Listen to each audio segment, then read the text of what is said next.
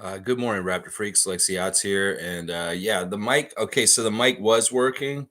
I wasn't getting a reading on the stream. So there was no green dots showing that it was going through. So I was like, oh man, I got to do this again. Okay, it was winning. it was it was working. It's all good. Well, good morning, Raptors Freaks. Raptors lost to the Atlanta Hawks by 1 point last night in a kind of a disappointing way. And well, I'm not that upset about the game last night. I guess if we have our list of things we want to kind of achieve for each game, well, playing with a winning effort and trying to win, but not winning exactly and getting the win for our record and what we're trying to do for the rest of the season, I guess. Well, I guess we won. Winning, they won by 1 point. It was really dumb. Like Jordan Wara had an incredible game. In fact, he's my number one star of the game for the game last night. Out of the blue, Jordan gets to play, and he kicks so much butt. He's amazing. But after the game, he's taking credit for why we lost. He's saying that he had the assignment of Sadiq Bey to box him out in the last second, and he failed. And he takes the blame for the game last night himself personally, Jordan Wara, because he did not get a handle on Sadiq Bey correctly to stop him from getting in there and crashing the boards at the end. Of course, we have a real problem with crashing the boards or being on the boards in general right now with our team. But you know what? They played really good last night. I was really impressed with the effort by the Raptors, considering they had three of their starters out. They've had all these changes happen recently, and everything is different now for them. The fact that they played toe to toe with most of the Hawks. I mean, DeJounte was not playing, but that's pretty good. That's pretty damn good. In fact, I'm going to give them 5 stars, even though they lost, because it was just a 1 point loss. And they really hung with them. They honestly should have won. There was some really crazy shit at the end of the game. And Grady, holy crap. We see some more about why Grady could be a very, very good player for the Raptors in the future. We see him being very heady in a lot of situations last night. Once again, doing really crazy stuff, getting that ball. It was really kind of Nwara that knocked it loose, but Grady grabbed it and he had the heads up to give it to Scott to put the ball in and put us up by 1 point with very little time left on the score. Yeah, and we just couldn't stop them in some ways. Like, it was really dumb, honestly. It's just poor execution in the last play of the game. Very, very poor execution. All right, let me see what you guys are saying. Sorry, I had to switch streams once again and lost all your comments that you put in. Please try and remember what you wrote so I can read it now. It's dumb. Sometimes I got on here and the mic wasn't registering through, but it was working and I couldn't tell. So I just shut it off because I didn't want to be on here talking without being able to be heard once again. So I just took the mic off. You can see I'm not using it again this morning because I can't tell if it was working or not, but it was apparently. Dana's saying that the mic was working. All right, well, I'm just going to have to figure this out. I'm going to figure this out over time. It's a work in progress, this channel, that's for sure, just like the team. Dana's saying, let's go get this next win. Go Raptors. Yeah, Bulls tomorrow. You know, it's such a weird time for us because in some ways this is a part of our schedule where we should have been cleaning up, but we're not in that kind of mode anymore, and it's weird. When I heard that RJ was going to play yesterday, I was a little like, okay, yeah, this is definitely kind of like Tampa. Yeah, when I heard that RJ and Emmanuel and Jakob would not be returning, I was like, yeah, this is like Tampa. I don't know what you guys are doing exactly. You know, there's some calculating going on right now. There's definitely some calculating and different things like that. I like the fact that we got to see guys that don't get to play very much excel and have a crazy good game. In fact, last night was the mention of the bench mob was made by the broadcast team, and we haven't heard that word in a bit in a serious way until last night, as far as you know, Jonte, Jordan, Grady, Chris, these guys were playing in a certain way that picked up the team from being down. The starting lineup came out and they got down by double digits to the Hawks right away. And when Scotty went to the bench, he was kind of deflated and kind of looking like, man, we're down by double digits already. But the second unit came in and they kicked so much ass and they took the lead. And, in some ways that buoyed the spirits of Scotty back up. And he played with a different level of intensity after that. He was playing with a high intensity the whole game, no matter what. But I found that very interesting that the starters got their ass kicked. And then those guys from the bench came in and did something. Very, very interesting. Jordan Wara is not an unknown player in this league. He is someone who's played in this league for a few years. He has a championship with the Milwaukee Bucks. I scouted him many times before. He's been a pain in the ass to the Raptors in the past in games defensively and hitting threes that we don't need him to be hitting because they're annoying. And I knew, like, well, if he's going to be on our team now, hopefully he can do the same kind of shit he did that I was annoyed by when he played for the Bucks. And well, he was last night. He was very good with his threes, and he was playing a physical style down around near the basket. In some ways, he's part of the size we desperately need right now. I think that he needs to be in the rotation. I think that a lot of y'all would agree with me that Jordan Wara deserves some time every game after the way he played last night. In some ways, Jordan and Jonte, the Jays off the bench, were doing it last night. All right, so let me look at the stars real quick. Jordan Wara, number one star, off the bench, 31 minutes, 24 points, 7 of 16 from the field, 3 of 7 from 3, 7 of 8 at the free throw line, 9 rebounds, 6 assists, 1 steal, only 1 turnover, 4 fouls, a plus 11. Jordan, this was a coming out party for you as a Raptor. Now the Raptors fans know who you are, and they like you. I told y'all, out of everybody we got in the trade with Siakam, he's the one I'm most interested in. Forget about Bruce Brown. Jordan Wara has some skills that can go forward with the Raptors and be helpful in the years to come. Forget about Bruce Brown. Bruce Brown's hit and miss. There was stuff he did last night that was fantastic, and certain things that were pretty good. But overall, I don't like Bruce Brown Jr. He's just annoying. And in some ways, we need to trade him ASAP. But Jordan Wara, I love this guy. This is a dude that I'd like to see in a Raptor jersey for a long time going forward. In fact, him and Scotty having poofy hair last night, that was fun to see those guys out there. And Jordan was a lot more athletic than I remembered him being. Like, he was taking it to the basket, throwing it down, doing all kinds of stuff out there. So I'm impressed with him. And his shot may be ugly. It's a weird push shot, kind of like Ron Harper Jr.'s. But it's good when it goes. And you know what? 3 of 7 was enough to make me think this guy's a good 3-point shooter for sure. So, yeah, really, really proud of you, Jordan. You took the brass ring. This is the thing. When so many guys are out, Emmanuel, RJ, Jakob, these other guys are gone. There's a huge void. And Scotty can't fill the whole void. So there's a void and there's opportunity to be taken by these other guys on the team. And Jordan Wara stepped up and took that brass ring and ran with it last night, making himself known, contributing, helping our team in winning ways. And look what happened. We didn't get blown out by the Hawks. We kept close with them, and we had a chance to steal it at the end, and we did almost, if it was not for a bad box out by Jordan at the end. In some ways, I'll take it. Jordan Wara played so well for most of the game, but he screwed up and right at the end with a boneheaded move. I still made him the first star of the game.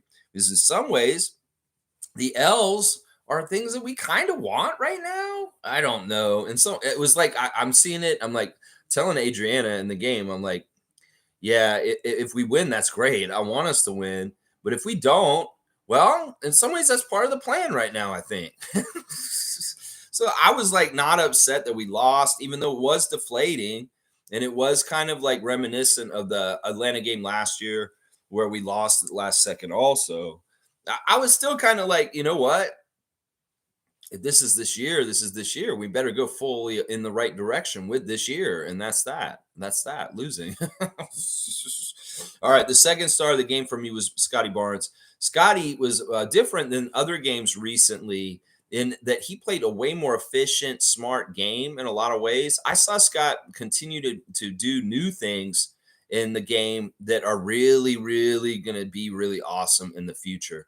We saw him go up over 2 defenders and beat them and score.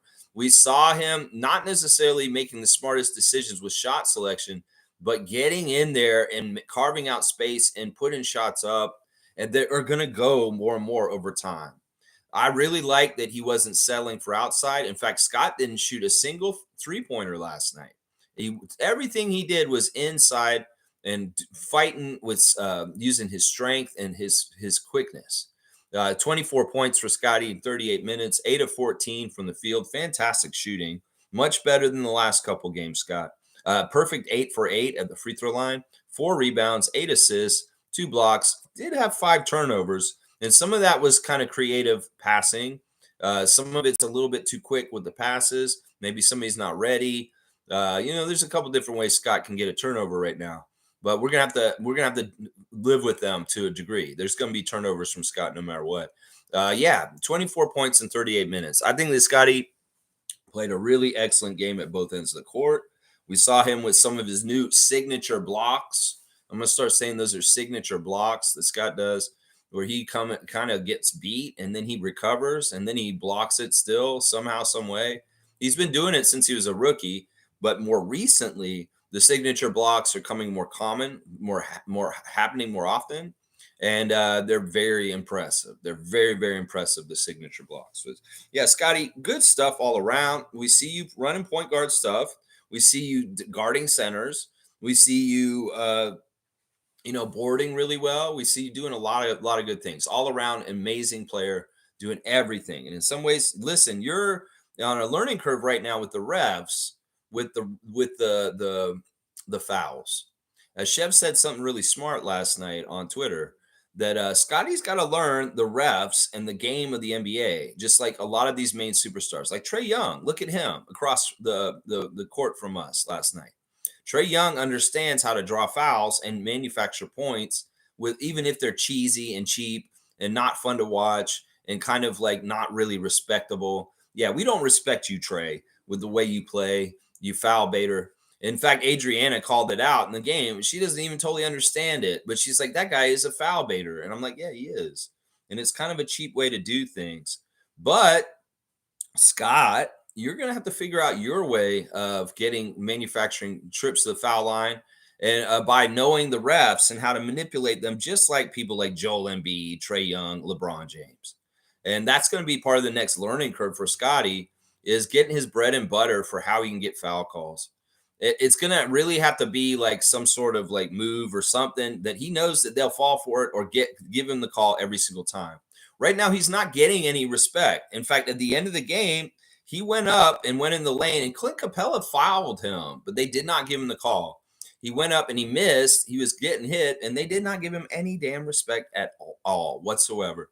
Referees, I'm going to tell you right now, Raptors fans and people are smarter than you think. And we can tell that you guys are not giving us the proper whistle compared to the other team. We can tell that you guys are not fair. We can tell that you are very, very much like calling it very differently at two ends of the court. So that's just a warning, NBA. More and more people are turning it off. The degenerate sports gamblers, maybe they're coming in, but the real fans of basketball are leaving because the integrity of your sport and your league and your game is going down the tubes. In fact, it's getting worse by worse every week. It used to be a year-to-year thing where it's kind of like it seems like the refs are getting worse this year. Well, this year, it seems like y'all are getting worse week by week. And this is really bad for the future of the sport because nobody takes this league seriously anymore. Y'all fix this fucking league too much.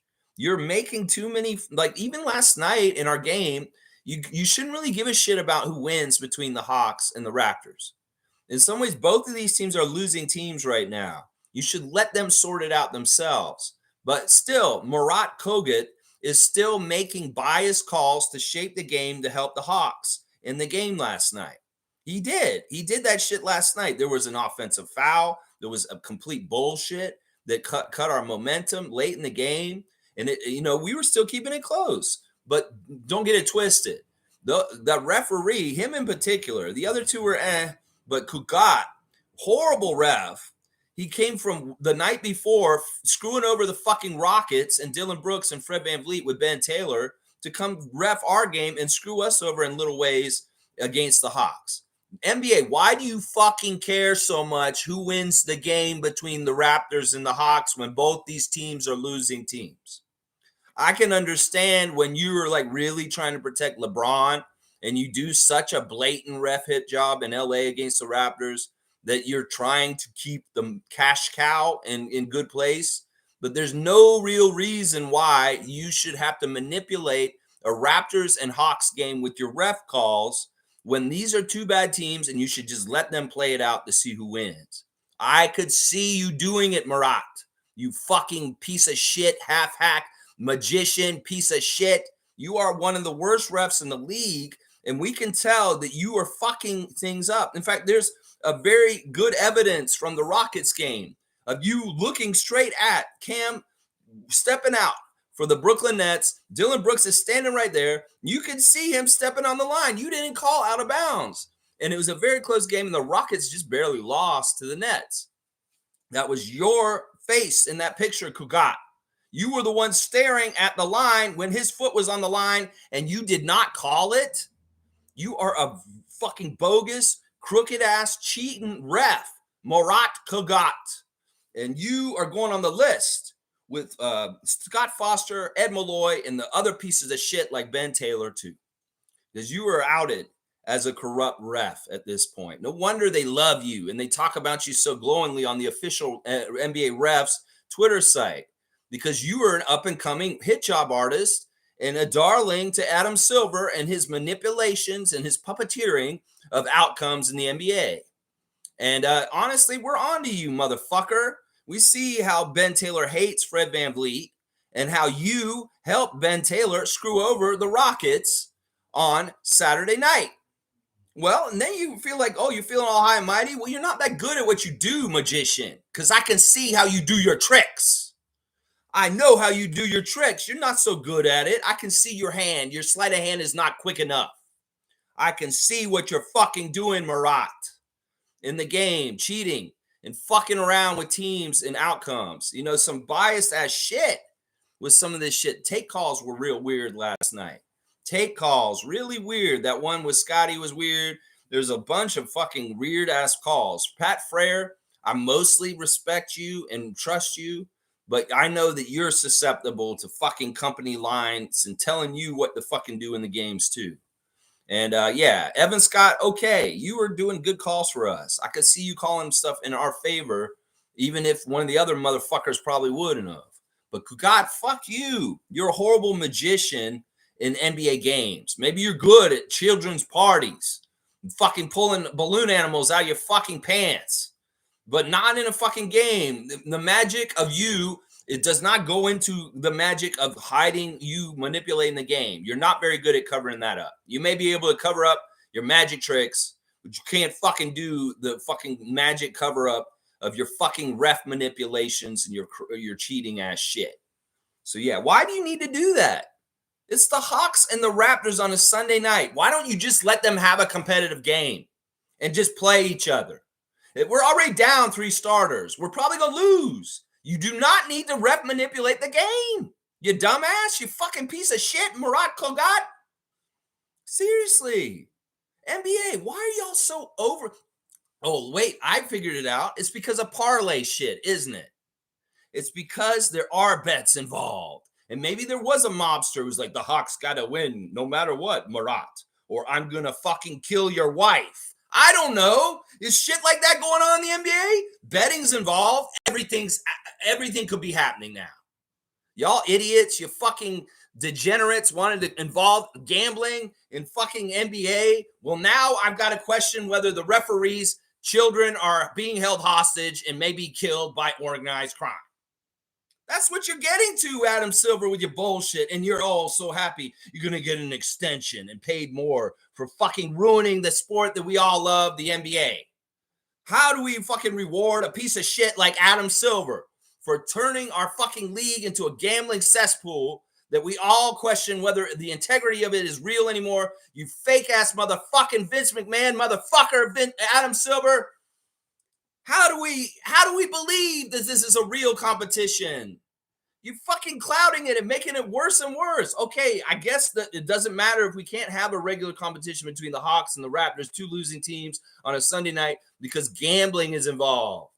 because people have money on the line. We got to manipulate that organized crime. Kugat, we're going to get you if you don't do what we say. I want to be a rep of integrity. Don't make me do this. I want to be a man of integrity. You better fucking do it. We'll get you like we got Donaghy. We'll get you like Foster. You don't understand how deep Foster is. He can't fucking turn back at this point. We'll fucking murder his whole family if he doesn't do what we tell him. You know, nobody believes that the NBA is on the up and up at this point. When you involve gambling, you involve organized crime, and you fuck your league, Adam Silver. That's just a damn truth.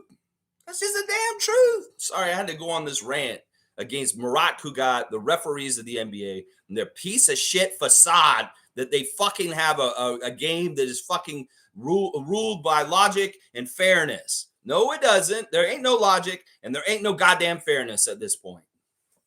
Gary Trent Jr. is my third star of the game. I'm really proud of Gary. Gary came out and he showed up. He showed up. He hit open shots. He was a catalyst. He did a great job. You hit more of your shots than you did. I will champion you. I will love you, Gary Trent Jr. You are a badass. I love you. Stay on this team forever. 6 for 12 from the field, 4 of 8 from three-pointer, 1 rebound, 2 steals, 16 points. Minus 19. Yeah, Gary, you were awesome. The starting lineup was but you know what? You were a bright spot. Scotty was a bright spot. Yeah, good stuff. My fourth star, I am going to do 5 stars because even though they only lost by 1, and in some ways they were badasses. They deserve 5 stars.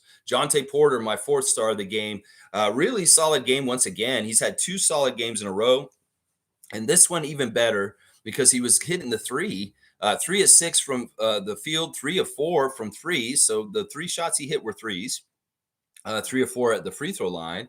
7 rebounds, 3 assists, 2 steals, plus 14 and 12 points in 19 minutes. Yeah, that's really good production. We were getting really good compliments from the announce crew towards Jonte and the work he's been doing. Compliments from Jack Armstrong and Sam Mitchell, who was guest announcing the first half last night. Jonte is not Jonte Porter Jr., though. That is Michael Porter Jr., and Jonte is Jonte. But yeah, really proud of Jonte. He's showing that he is listening. He's working hard, and I want to see him continue to develop and get better and better for the Raptors. Really, really happy to see him getting success the last couple games after some trouble. That's the thing. It's going to be ups and downs. And Jonte Porter is somebody worth investing more time and development in because I can really see him being a very good contributor to the Raptors' success in the future. So, yeah, good job, Jonte. Good stuff. And then the last one is Grady. Grady is my last star. Grady doesn't have a super, super great line, but he's getting there. I like the production. He scored 15 points for us last night. That's good. We need Grady to manufacture points because when he gets points, in some ways, it's like, wow. We saw him going aggressively towards the basket and dunking. We saw him hitting some threes. We saw him passing to people. We saw him getting in passing lanes and stealing the ball. We saw him getting in there and fighting for rebounds. Grady, just a really good game. And in fact, you had the highest plus minus of all the Raptors last night. You were the most winning guy on the court, a plus 19. 5 of 12 from the field, 15 points, 3 of 5 from 3. I love seeing those threes. And, the thing about the 3-point shooting last night that was fun was it was much more confident. Like, I feel like our 3-point shooting has been like, oh, no. And then we shoot like 18% the whole game.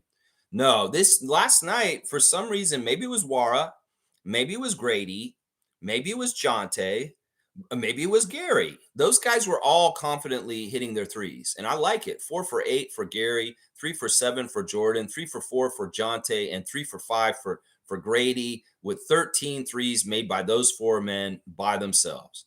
And that's fantastic. That is fantastic. I loved seeing the great 3-point shooting by the Raptors. We shot 48% from 3 as a team. Meanwhile, listen, Trevor J was trying to tell me we're going to get cooked by the Hawks because of their 3-point shooting. These motherfuckers couldn't hit threes worth of shit. They were 6 of 27, 22% from the 3-point range. Thank God that Bogey and Trae Young were not hitting their shots as well as they could, because they could have really hurt us bad. Really, really hurt us bad if their threes had been going in too. So it was interesting that it wasn't. So there's my 5 stars of the game. Jordan Wara, Scotty Barnes, Gary Trent Jr., Jonte Porter, and Grady Dick. Really, really interesting game. Ups and downs, entertaining, if not a little disappointing right at the end. Jimmy's got me on blast. Sorry about the restart, y'all. Sometimes it happens. I don't know. The I plug the microphone in, and sometimes it acts like it's a speaker. And I'm like, wait, no, computer, don't read it as a speaker. It's a microphone. And I don't know. I don't know. I've got to figure this out, troubleshoot shoot so that I get this right every morning. And it's not some sort of weird thing I have to figure out every morning like a puzzle. Nako's saying, not worried about Grady. He's smart and he's clutch. Keep it up, Jordan. Yeah. Yeah. Really fun stuff with this team. Grady and Jordan getting the interviews after the game.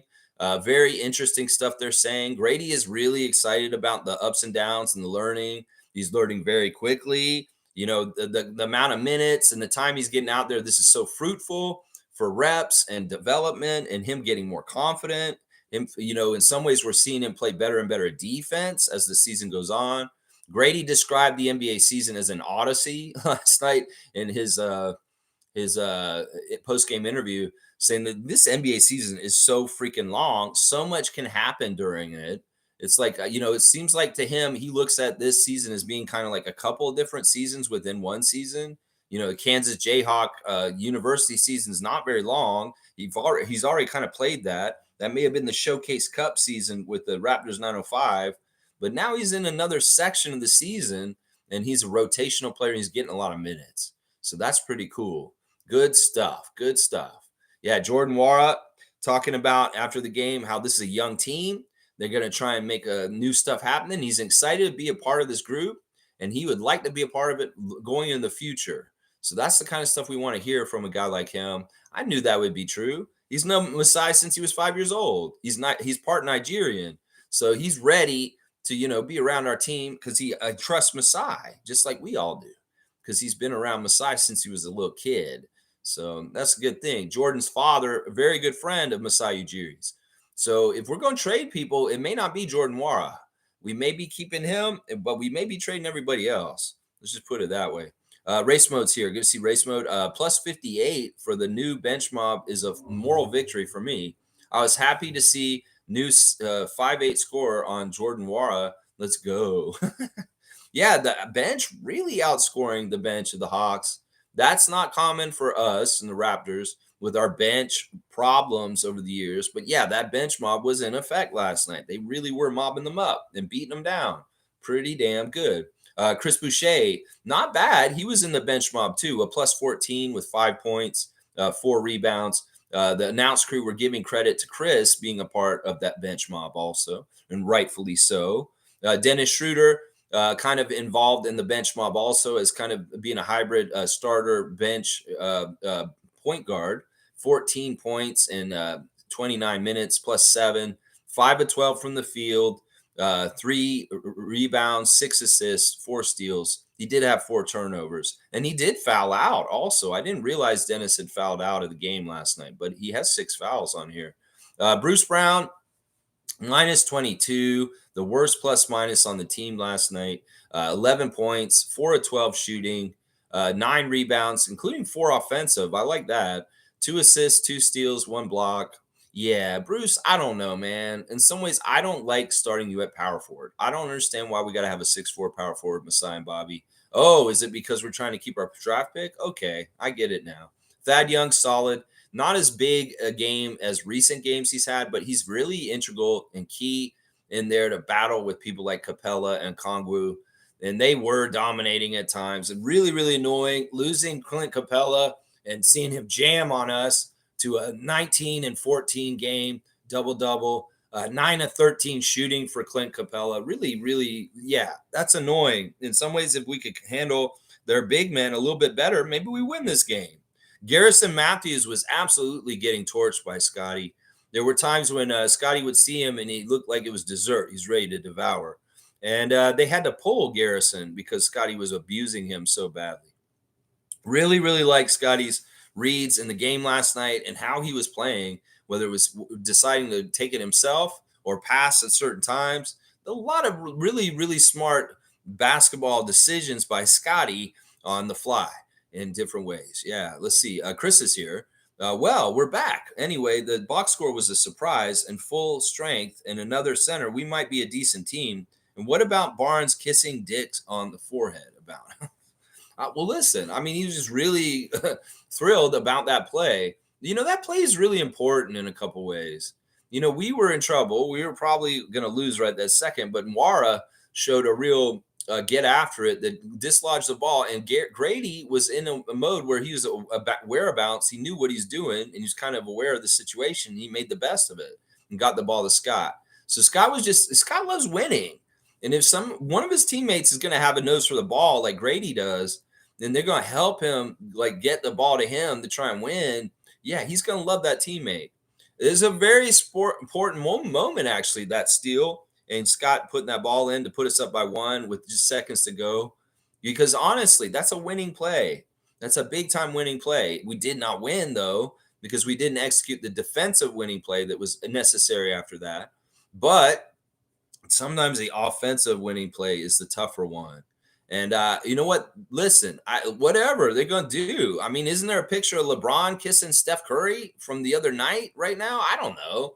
In some ways, I don't care about that. I like the fact that Scott was so joyful that he felt like kissing Grady on the forehead for getting the loose ball and giving it to him real quick. So, yeah, that was awesome. I really like that play. Those kind of plays usually mean you win. And I was like, oh my gosh, look at this crazy shit. But no, alas, they didn't box out right. And Sadiq Bey killed us. In some ways, he was killing us the whole game. Sadiq was really going aggressively to the basket, and they were rewarding him with free throws really crazy. In fact, I wish that Scotty got free throws like Sadiq Bey. I don't understand why I'm saying that.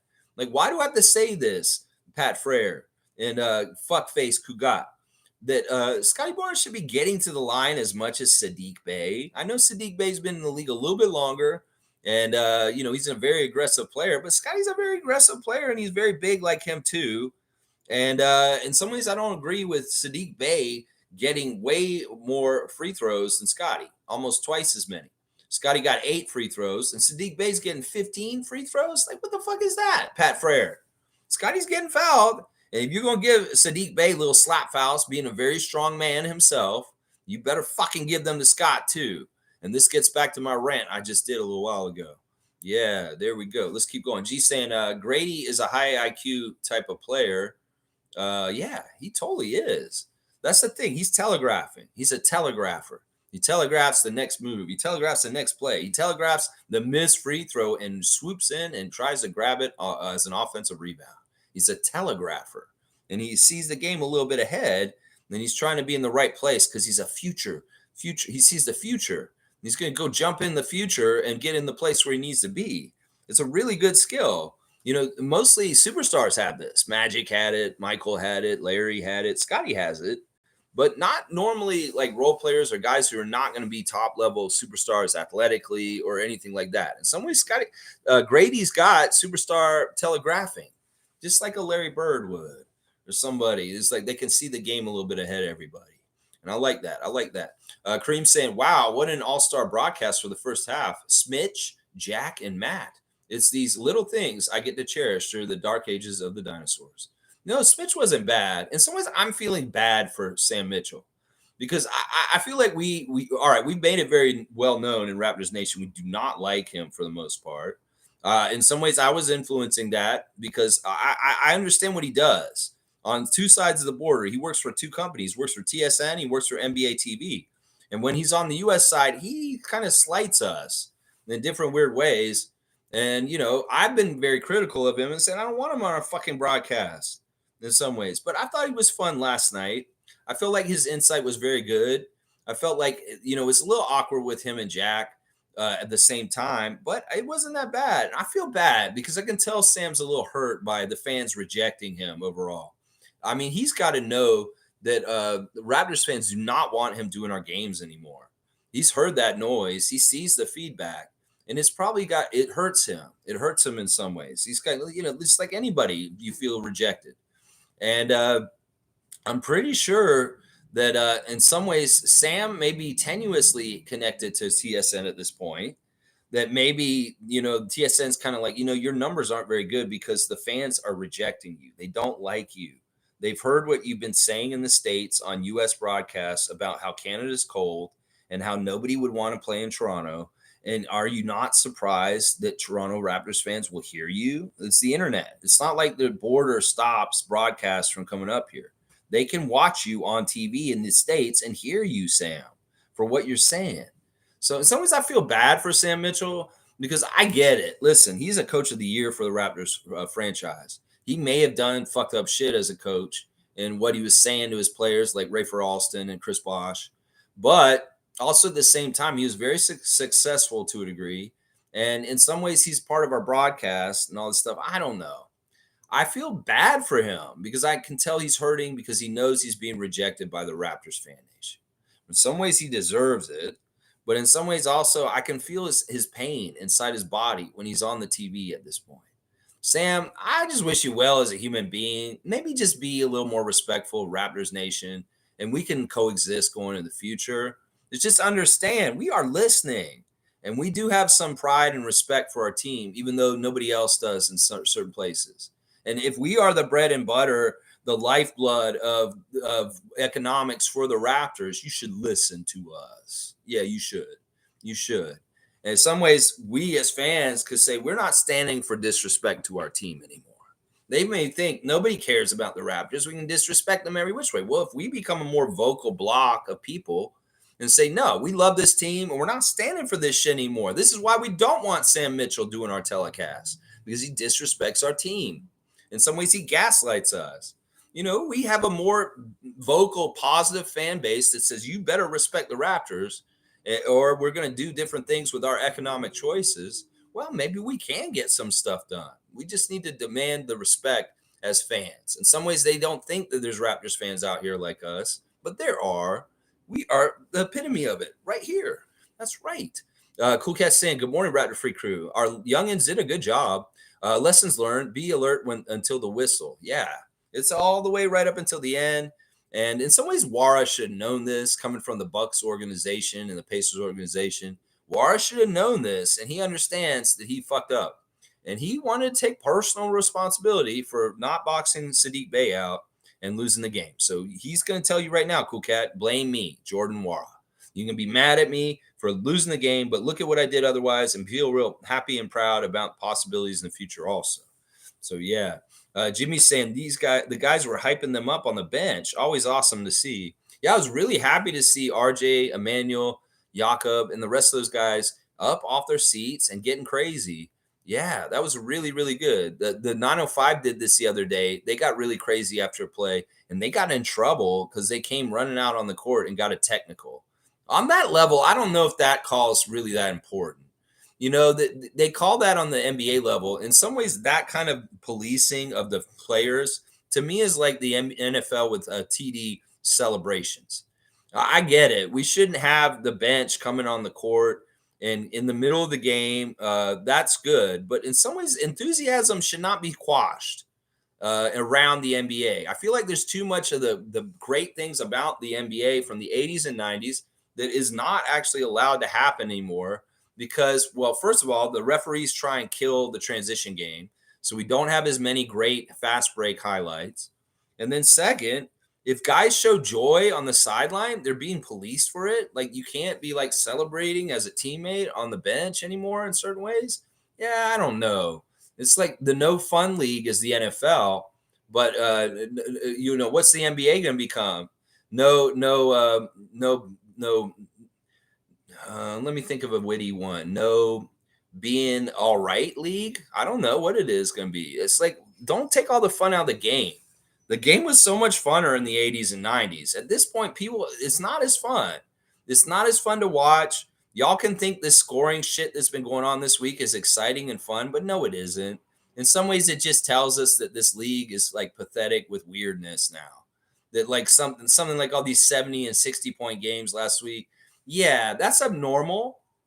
In some ways, I would say this is kind of like McGuire and Sosa with the home run derby that happened during the steroid scandal shit. In some ways, it's not that they're steroid or anything. It's just that the game is conducive to allow this because there's no hand checking. and there's all kinds of other stuff. And in some ways, it's kind of silly. Some would say, "Oh, it's the epitome of efficiency with the lax defensive rules." The fact that the nuts of defense in the NBA has just been chopped off. That Luka Doncic can score 73 points. Embiid can get 70. The 60 by Cat, the 60 by Devin Booker.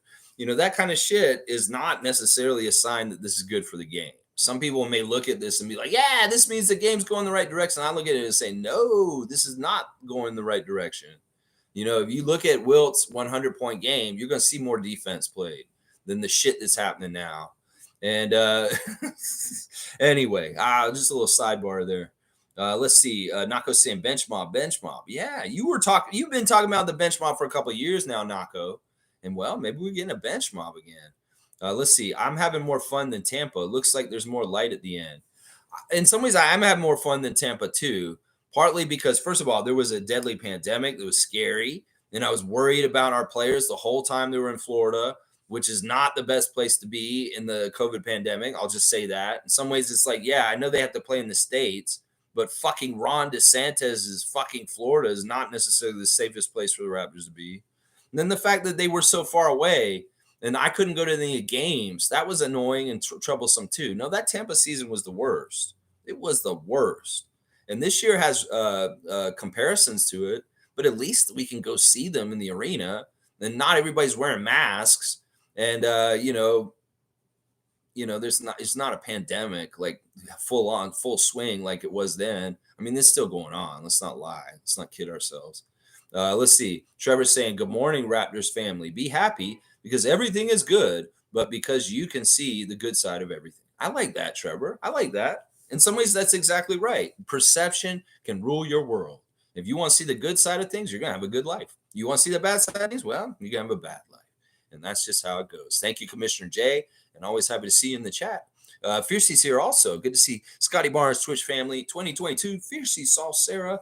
Good morning, fam, and happy Monday. Despite the loss, I really enjoyed the game. Was breathtaking at times. 3 stars for me were Nwara, Grady, and Scotty with his huge blocks and energy. Yeah, it was a fun game. It was an enjoyable game. The end was nail biting, but it was entertaining and competitive. And that's the thing. We want us to look competitive. In some ways, without our starters being this competitive and going toe-to-toe with Trae Young and Clint Capella, that's a big deal. That's pretty good. Like people are saying in the chat, a couple more moves, a couple more pieces, we may be ready to compete, especially when we get our big center back and, those kind of things. So we'll have to see what happens when we're more healthy, meaning Pirtle back and the New York guys. Yeah, Jimmy's saying just sucks. I haven't been that interested in watching the team. Last 5 games, I haven't really tuned in. I don't want to watch a tanking team, but it is what it is, I guess. At least we're getting Grady late game reps. Yeah, that was something I thought about last night too, Jimmy. It's like this is really kind of like really good that Grady Dick is in end game situations, that he is in big time minutes where it matters in an NBA level game. This is really, really good development kind of stuff. And this is really good development kind of stuff for Scott too, because in some ways he's the head of everything. He's in charge at this point. There's no Pascal or OG or Fred around. Well, Scotty's your show. And in some ways you're the leader and you're leading in competitive game like last night. You guys lost by 1, but you learned a little bit more about all it takes to win. That's the thing. These guys have to learn what it takes to win in the NBA. The exact effort, how long you have to have it for the whole entire 48 minutes, and what all you need to worry about and take care of in each individual second to make sure that you're doing the next winning play. And some of those plays are very simple, just like boxing out. Some of them are very simple things just like that. Find your man and box them out and don't let them get the offensive rebound after a miss in the last second of the game. Yeah, those are tough lessons, but every young team and young players has to go through them. And it's just a mandatory kind of thing. Jimmy, you watch as much as you want to. If you watched that whole game last night, I would have been entertained and if not disappointed a little bit at the end, but still feeling pretty good about what happened. I think most of us are that way right now. Let's see. Infamous saying, salute, freaks. One of my biggest concerns has been answered. Grady's defense has come a long way. Darko, I saw your lineup manipulation near the end of the game. Very slick. Laugh out loud. Yeah. I like what he did with the rotations. I feel like it's really weird how he unearthed the great production from the bench. In some ways, I was really glad to see Wara step up and do some amazing stuff. He really was the push for that. Jonte helping also. Grady. Yeah. So very, very interesting stuff. We can't expect them to be lights out every single night like that, but some good signs from our bench last night for sure. And once again, watching the Raptors right now isn't necessarily in live and die with the win. It's let's see how these guys get better and better as young players from game to game, week to week, month to month. That's what we need to be looking at. Fiercely saying all starters were minus except for Dennis. The whole bench was plus. Yeah, yeah, that's an interesting indicator. I don't know if it's something like where their starters were just so much better because Capella and Young against our stars. And then when we start putting bench players, our guys just outplayed their bench and did really well against their bench. There's a couple of different reasons for why this happened. Capella's a load, and he really is annoying. And without Jakob, we can't deal with him. In fact, there's been games this year we played with Jakob, and he's destroyed Jakob too. So Capella's like a kryptonite for the Raptors in some ways right now, because even with Jakob out there, he kind of beats Jakob. He kind of owned him in one of the games when he played him earlier this year. It's a matchup problem. Certain guys we're gonna have trouble with. If anything, at least it's Atlanta, a team that's not a top team. And if we had to play them in a very serious thing, well, good thing, because Clint Capella is really tough to play against for us. In some ways, I would say he's more difficult for us to play than Jokic. I know that sounds crazy, but if you understand what I'm saying, as far as the long arms, the quickness, and against a guy like Jakob, Jakob can be a stopper to a lot of different centers in this league, but he has a hard time with Capella for some reason.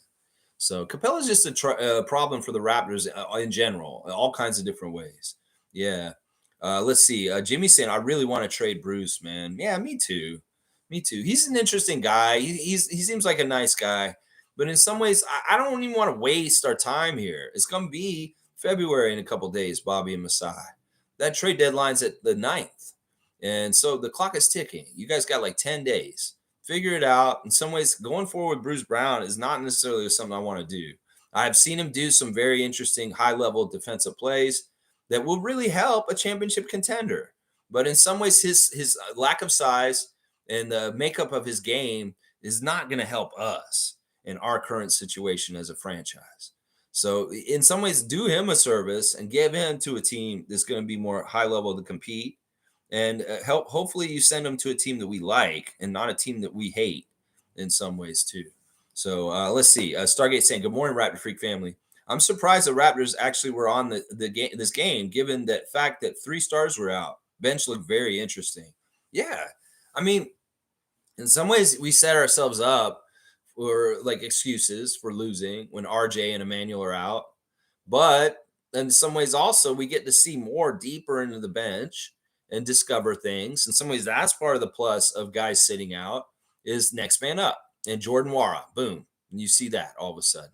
So it was a fun game. I enjoyed watching it with Adriana, but I wish we had won. But, in some ways, hey, I looked at it this way. It's like, well, we kind of got everything. We got good winning development as far as we didn't win, but we were kind of like doing good things that add up to winning normally. Just didn't play the right play on the last play, but we lost and our record stays bad. And, hopefully we keep our very high level draft pick this year. So, I mean, in some ways winning, even though we didn't, we lost by 1. That's winning. I don't know. It's kind of an interesting thing. Trevor's saying Grady and Jordan and Jonte, they brought the energy. They brought it. They showed up. Next man up was in effect. These guys believed it and they achieved it. And they went out there and did it. All right, let's do the Instagram stories real quick. We got Jordan celebrating. So, I really was impressed with his dunking. Like, he's a very athletic guy. So Jordan Wara is kind of underrated in some ways. I wonder if he's just been buried at the bench with the Pacers. He was hardly getting to play. In some ways in Milwaukee, he was given shakes here and there. I can remember him being in the rotation with the Bucks and playing against us in the playoffs, and him being annoying and being very serviceable, like rotation player for Milwaukee Bucks when they were a high-level playoff team. So in some ways, you got to figure that, well, he could maybe still get better. He's only 25. I don't know how much better he can get, but he can get more consistent. And he's doing certain things. I think he's very aggressive on defense. He was a pretty good defender out there for us last night. And then the stuff on offense was fantastic, hitting threes and being aggressive going to the basket. So, yeah, Jordan, good job. And I like seeing you putting highlights up on your Instagram. You don't post a whole lot, but you've got stuff to post because you got to play. Mr. New York City has got a couple things he's posting. He's got Dear God, thank you. And then he's got everything comes to you at the right time. Be patient. Yeah, you got a Maine Celtics game tomorrow and the next day, Marquise. And I hope your hamstring's better so you can get out there and play for the 905 against the Maine Celtics starting tomorrow. 2-game series, 2 days in a row, back to back. Grady Dick with a picture of his dunk. That was really impressive. One of the things I've been worried about with Grady is him being too slow to get the basket where he's going to get hit out of the air if he does try and attack the rim. Well, he showed it last night a couple times where he was fearless and going at that rim. And even on one of the plays, he got fouled. And I wasn't sure if they're going to give him the respect, but they did. They turned around and gave him the M1 because he did get hit. And that's good stuff. In some ways, Grady is going through the minefield of being a rookie and not getting respect against the vets like James Harden the other night, or respecting the calls from the referees. There's definitely rookie moments he's going through, and definitely times where he's getting the shaft in consideration on contact because he is a rookie. And that's just something he's got to go through. It's what everybody goes through to a certain extent. But he's taking it with his head held up, and he's succeeding still, which is great. Yeah, Grady, good job, man. He was repping the Chiefs coming in, and he was talking about after the game how him and Jordan have bonded over their love of the NFL. I think that they're both Chiefs fans, and they were both rooting for the Chiefs when they played the Bills when they went there. Siakam's got his yellow and gold, his gold and blue on. He got 9,000 career points apparently. Siakam scoring his 9,000th career point. We're gonna celebrate you still. Most of those 9,000 points were in that Raptors red. So yeah, Indiana, you can celebrate his 9,000 career points, but we know where he had most of them. I just keep wishing Siakam well. Keep going, man. Keep winning. You kick some ass, Siakam. Do good stuff. He's putting on blast Ben Mathurin also with a nice dunk in their game the other day against who is that they're playing? I can't even tell. Anyway, Zach Edey has got 2,000 points in college, I guess, or something. I don't know what that is. He's celebrating 2,000 at some point. Let's see who else we got. That's about it. I'm not going to do Dubber Don. Dubber Don's talking about being the 45 bus right now, and he's saying this ain't for kids like Jesse. I'm Mr. Kipling, big 45. All right, so he's holding on to those Toronto roots, even though he's wearing the Boston green. Emmanuel Quickly was very proud of he was ready and hyped for the Ravens game yesterday. This is something that I'm sure he shares with Scotty, their love of the Baltimore Ravens. And they had their game yesterday, and unfortunately they lost. I know that they were both disappointed. I'm sure that the Ravens didn't get it done yesterday in their game to go to the Super Bowl. And yeah, at least Emmanuel and Scotty can share their fandom of the Ravens. And I'm sure that kind of stuff bonds people, just like it bonds Jordan and Grady being Chiefs fans. Well, it bonds Emmanuel Quickly and Scotty Barnes being Ravens fans. And that's good. Yeah. And then a picture of the inside of the Atlanta arena. Emmanuel Quickly, even though he didn't play. Emmanuel was wearing a really cool vintage Vince Carter shirt at the game last night. I like him wearing like old Raptor stuff, just like Marquise Noel. It's good team culture kind of stuff. I like that. Yeah. Let's keep going. Cool Cat saying the youngins didn't get the memo. No W's. All L is the operation. Ha ha ha. Yeah, I guess not. And that's why Murat Kugat had to be a cheater in some ways, in stupid ways. Man, I hate that ref so much. In some ways, like I have the top 5 most hated refs in the league right now. Scott Foster, Ed Malloy, Murat Kugat, Ben Taylor, and I don't know. I'll think of the 5th one. But those are like the worst ones to me. Kugat is the worst now. I really have my eyes open to him. Just how bad he is for the Raptors, how against them he is. He really, if the call is 50-50 and the Raptors are involved, he's going with the other team in his decision. He just will. I've just noticed that about him. Let's see. Infamous is saying one of the most underappreciated Raptors is Dennis. This man has accepted every change and shines. He does not get enough credit. I agree. I completely agree, Infamous. I'm going to give you a dunk. for pointing this out too, because I completely agree. I feel like people have maligned Dennis a lot this season, and they don't really give him enough credit for what Infamous just said. This guy rolls with the punches. He just does what he's asked of. And NBA teams love having guys like this, guys that put the team way above themselves. Good teams have more guys like Dennis on them, and that's an awesome thing. No, I appreciate and love Dennis Schroeder. I miss his YouTube channel content. I really do. Mo's here. Good to see the super fan Monique Lawrence. Good morning, Raptor Freak family. A 1-point loss. Yeah, can we live with this, Mo? I don't know. Fred used to say, there's no such thing as moral victories. Progress, development victories. I don't know. Jimmy's saying, I'm competitive through and through. I'm not a fan of what's going on with the international intentional losing. I know we're trying to keep our pick, but it just hurts my competitive spirit. I'm with you, Jimmy. I'm with you. In some ways, I don't like the whole losing twinge. Like in some ways, we can look, and there's no reason to do this, but I can describe it right now. You know, some Raptor fans are going to be out there just pointing to the Detroit game earlier this season that we shouldn't have lost to Detroit and break their record, their losing record. They can look at the game last night, a 1-point loss, and fail right at the last second. There's a lot of games this year that are ugly.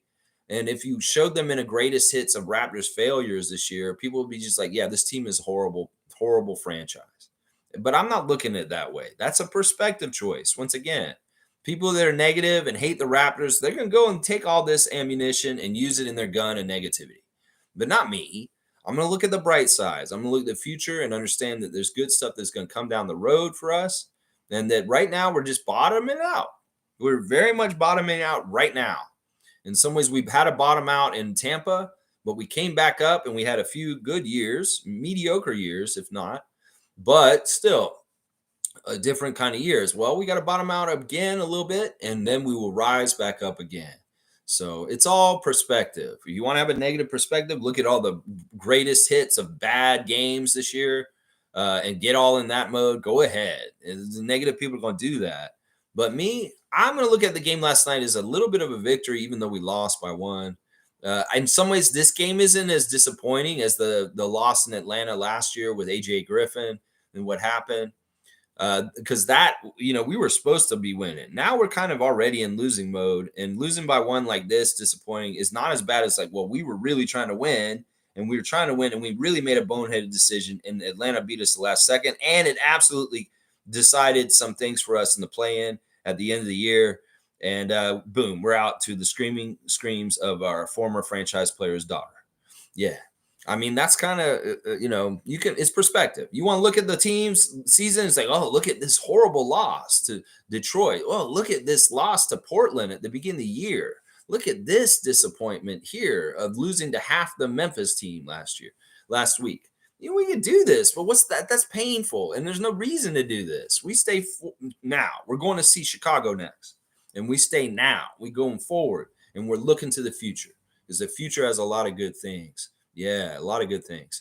Dana's saying still today, those refs get another 2-finger salute. They made me extra mad. Yeah, I told you Kugat was your guy to give the 2-finger salute to yesterday, and he still is today. Motherfucking Marat Kugat. You piece of shit. Is the parlay and the betting that important that you have to fix a game between two loser Eastern Conference teams like the Raptors and the Hawks last night? Y'all really need to try and fix that game to make sure the Hawks win. Who has your children at gunpoint and sending you letters and crazy typewriters saying you don't get them back unless you fix the game with the Raptors and the Hawks? I'm telling you, this shit is going on. The mobsters and the organized crime and the gambling around this league is going to destroy it in the end. Watch. Monique is saying main 3 stars of the game and the loss, Jordan, Jonte, Grady, bonus of Scotty. She likes those bench guys, but she has to acknowledge Scotty and his leadership and just in general doing big things as the main guy on our team. He's definitely the main guy on our team at this point. You see him without RJ and Emmanuel out there. Yeah, Scott's the main guy. He is the main guy. G saying, Jimmy, I struggle with this too. So competitive that losing by design, if that is what is happening, is hard to swallow. But watching yesterday, the youth were trying and there was some great development. We can't say that they're trying to lose. The players are trying to win. It's just, once again, the front office can shape their ability to try and win. It could very well be that McKechnie and Darko and the front office are asking these guys, "How do you feel today, RJ?" He's like, "Well, my knee kind of hurts a little bit." Well, why don't you sit? We can say that RJ Barrett's knee is hurt, so he's sitting today. Manuel, you still have a problem with your thigh from the Memphis game? Yeah, it's still kind of bruised. Well, could you play? I could probably play. Well, why don't you sit? Why don't you sit? Yeah. Jakob, is your ankle better? Yeah, it feels way better. I could probably play today. Well, why don't you sit? Why don't you sit? Why don't you sit? We did this with Lowry in Tampa at the end. There was a lot of mystery games where Lowry probably wasn't hurt and he could have probably played, but he did not. His last game as a Raptor ever in LA against the Lakers, kicking their ass. Well, there was still like 10 games left this season after that, and we never saw him play again as a Raptor. In some ways, that was a travesty. That the last season of the GROAT was in Tampa, and he didn't get to finish his career in front of our crowd on our court. Maybe that's part of the reason why he's saying he's going to sign a 1-day contract and come play for us. Maybe he will actually take the court on that 1-day contract just to say that he played his last game as a Raptor in Scotiabank Arena instead of fucking Am I a Lie Arena. Am I a Lie Arena. Yeah, you were a lie, Coke. That fucking bullshit that going down there and playing in Tampa. Yeah, I'd like to see that for Kyle because in some ways he deserved to play his last Raptors game in a Raptors jersey in front of his real crowd, his home crowd in Toronto and not in fucking Florida. Let's see. Jimmy saying 49ers came back big time last night. I'm rooting for them to win the Super Bowl. Yeah, G. Yeah. Hey, listen, interesting Super Bowl setup. There was some sort of story I read yesterday before the games where some guy had thought he'd found out the results of the Super Bowl already in a bathroom at a Dave and Buster's. He saw an advertisement that said it was going to be the Ravens versus the Chiefs or something like that. And it didn't turn out that way. The Ravens against whoever on the other side. I think it was the Niners. And it didn't turn out that way. It actually wasn't that way because the Ravens didn't make it. But yeah, it's interesting. Chiefs versus Niners. When I was younger, those two teams got me confused because they had the same colors. And in some ways, when I was youngster, the Niners and the Chiefs were kind of similar to me. And I was like kind of trying to figure out who they were at different times. Well, we'll see what happens. Seems like the Chiefs are in the Super Bowl very often these days with Mahomes. And we'll see who wins. In some ways, I don't give a shit. I don't watch the NFL. The no fun league. Ever since they treated Colin Kaepernick the way they did, well, I boycotted their ass. And it's not because of what Colin Kaepernick did. It was their response to Colin Kaepernick that made me stop watching the NFL. That is why I stopped watching him. It's not because of what he did. He's the American. He's the freedom person. He's the rightful one, Colin Kaepernick. And the NFL was fascist and blacklisted him. Well, I blacklisted the NFL in honor of Colin Kaepernick. And I stopped playing fantasy football and I stopped watching their games. And I have not watched the NFL in about over 10 years. And yeah, that's what happens. People people can cancel people on their own personally. I said, I cancel you, NFL. I cancel you, NBC, because you gave Conan O'Brien the shaft with Jay Leno. Yeah, I canceled NBC then. I canceled NFL with Colin Kaepernick. That's right. I was a really big NFL fan. I knew everything about the NFL for a while. I knew every player. I was really a stat head. I was a master at fantasy football. In fact, I could teach courses on how to win fantasy football to people if I wanted to. But I don't have any time for that bullshit anymore. The NFL in general at all. That's right. But yeah, and if I'm going to pick one of those two teams, I'd like to see the Niners win too. Because I have friends that are big Niners fans, and I'd like to see them happy. And I feel like the Chiefs have been there a lot lately, and I don't want to keep seeing them win. Fuck that. So let's get a San Francisco Super Bowl win this year. How about that? Shir Khan saying, good morning, Raptor Freak family. We have some good news and bad news situation here. Bad news is that the refs cost us a close game. See, Shir Khan sees it too. Good news is that we're still holding to our pick, and Grady and Wara look really good. There you go. Shir Khan giving us the good and the bad. And honestly, he's saying that the refs cost us a game, and that's the bad. Well, I'm not going to disagree with him. I've gone on my rant about Marat Pugat already today, and I stand by it. The good news is, yeah, we do have some nice young players, and we got to see them get developed a little bit last night. And I like that. I like that. And we may be holding on to our pick. Yeah. Jimmy saying best officials in the world. Yeah, it just doesn't ring true anymore. I don't know if there's any good officials, though, in this world. I mean, is the scale that bad that, like, we can say the NBA officials are the best officials, but everybody's officials are so shitty that they're still shitty too? I mean, that's what it feels like. In some ways that, like, the MLB umpires are horrible in certain ways with the strike zone. The NFL guys are fucking up recently. I'm hearing that they're costing people games and making really horrible calls also. It's like all officiating is getting more suspicious and fucked up with more gambling being involved. Do you have to be Brian Winters to fucking figure out the connection there? Yeah. Yeah. Best officials in the world. Yeah. Yeah. Most saying Jordan Wara and Jonte are staying put. Seriously. So she's getting the seal of approval from the superfan Monique Lawrence on those two J's off the bench, the J crew, Jonte and Jordan. Yeah, I like them too. And I'm with you, Monique. I will second your declaration. Yes, I will. Chris is saying at 6'8", Nwara is a good bench power forward, but we need more size. And Brown, he will be traded. Yeah, I was saying this, that in some ways they should play Nwara right away because we need the size. In some ways, he does play power forward. In some ways, he throws his weight around. In some ways, he boxes out. Not at the end of the game, but he boxes out most of the time. He rebounds pretty well. He's a necessary guy in the rotation right now just because we don't have enough big guys. And he is a legitimate forward. In fact, he could play a little bit of defensive center. Not the right height, but at least a little strong and tough. I like Wara in a lot of ways. I do. The three-point shooting is definitely one of the most attractive things about him. Wayne saying ditto that infamous. Dennis is great. Trae Young is despicable as a player. How good are you if you constantly need help from the refs? Fantastic job, Raptors. Yeah. I think there's a little bit of a personal feud between Trae Young and Dennis Schroeder that, near the end of Dennis Schroeder being in Atlanta, Trae Young was there and they probably kind of had some interaction. I don't know if they like each other. In some ways, it seemed like Dennis versus Trae was a very acrimonious matchup last night in certain ways. I felt like there was some really shitty touch fouls called on Dennis. There was one play in particular that was a ref manipulation where Trae took a three and Dennis was just kind of near him, but he didn't touch him. And they even reviewed it. And Matt and Jack they called it and said that's not a foul. And that was that one where Dennis kind of went on the ground and like went with his knees on his knees, and he was like sitting there like this. That was a bullshit call. He did not touch Trae Young, and they made that fucking up. So Trae Young got 3 free throws. That was not a foul on the 3-point shot. He didn't touch him. You can look at that play, and the refs are manipulating. That's what's going on right there. They baby Trae Young. It's like he's a made man. He's an all-star. He's an NBA superstar. So he is going to get some reputational bullshit calls in his favor. And that is part of what happened there.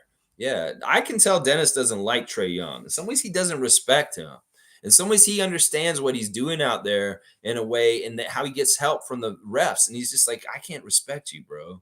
You're fucking And I can tell. I got that feeling from Schroeder as he played him yesterday. Infamous saying another classic Lex rant. Balloon animals out of your pants. Pause. Yeah, whatever that. Like whatever. I don't even remember why I said that. That's crazy. Yeah, I guess that is a pause. That is a pause. Infamous, I'm gonna give you another dunk. You're getting a couple dunks today. I like it. Yeah, that is a pause, isn't it? Balloon animals out of your pants. I don't know. The clowns, the fucking magician clown, motherfucker. Jimmy saying the rule book is so vague and so suspicious, very suspicious. Yeah, it's not a rule book. It's an interpretive text. It's a guideline that you can base anything off of. You can bullshit reason off of. It's like anything. I've said this many times before. Refereeing in the NBA is not a very like concrete, like this is this, this is this. It's a subjective thing. It's just like judging art. It's the eye of the beholder. The referees have different eyes of their beholding. And some of them are fair and they're on the up and up. Like Tyler Ford, he's an excellent ref, a bona fide, real ass, fucking good ref. Tyler Ford. There are good refs in the league that do their job correctly.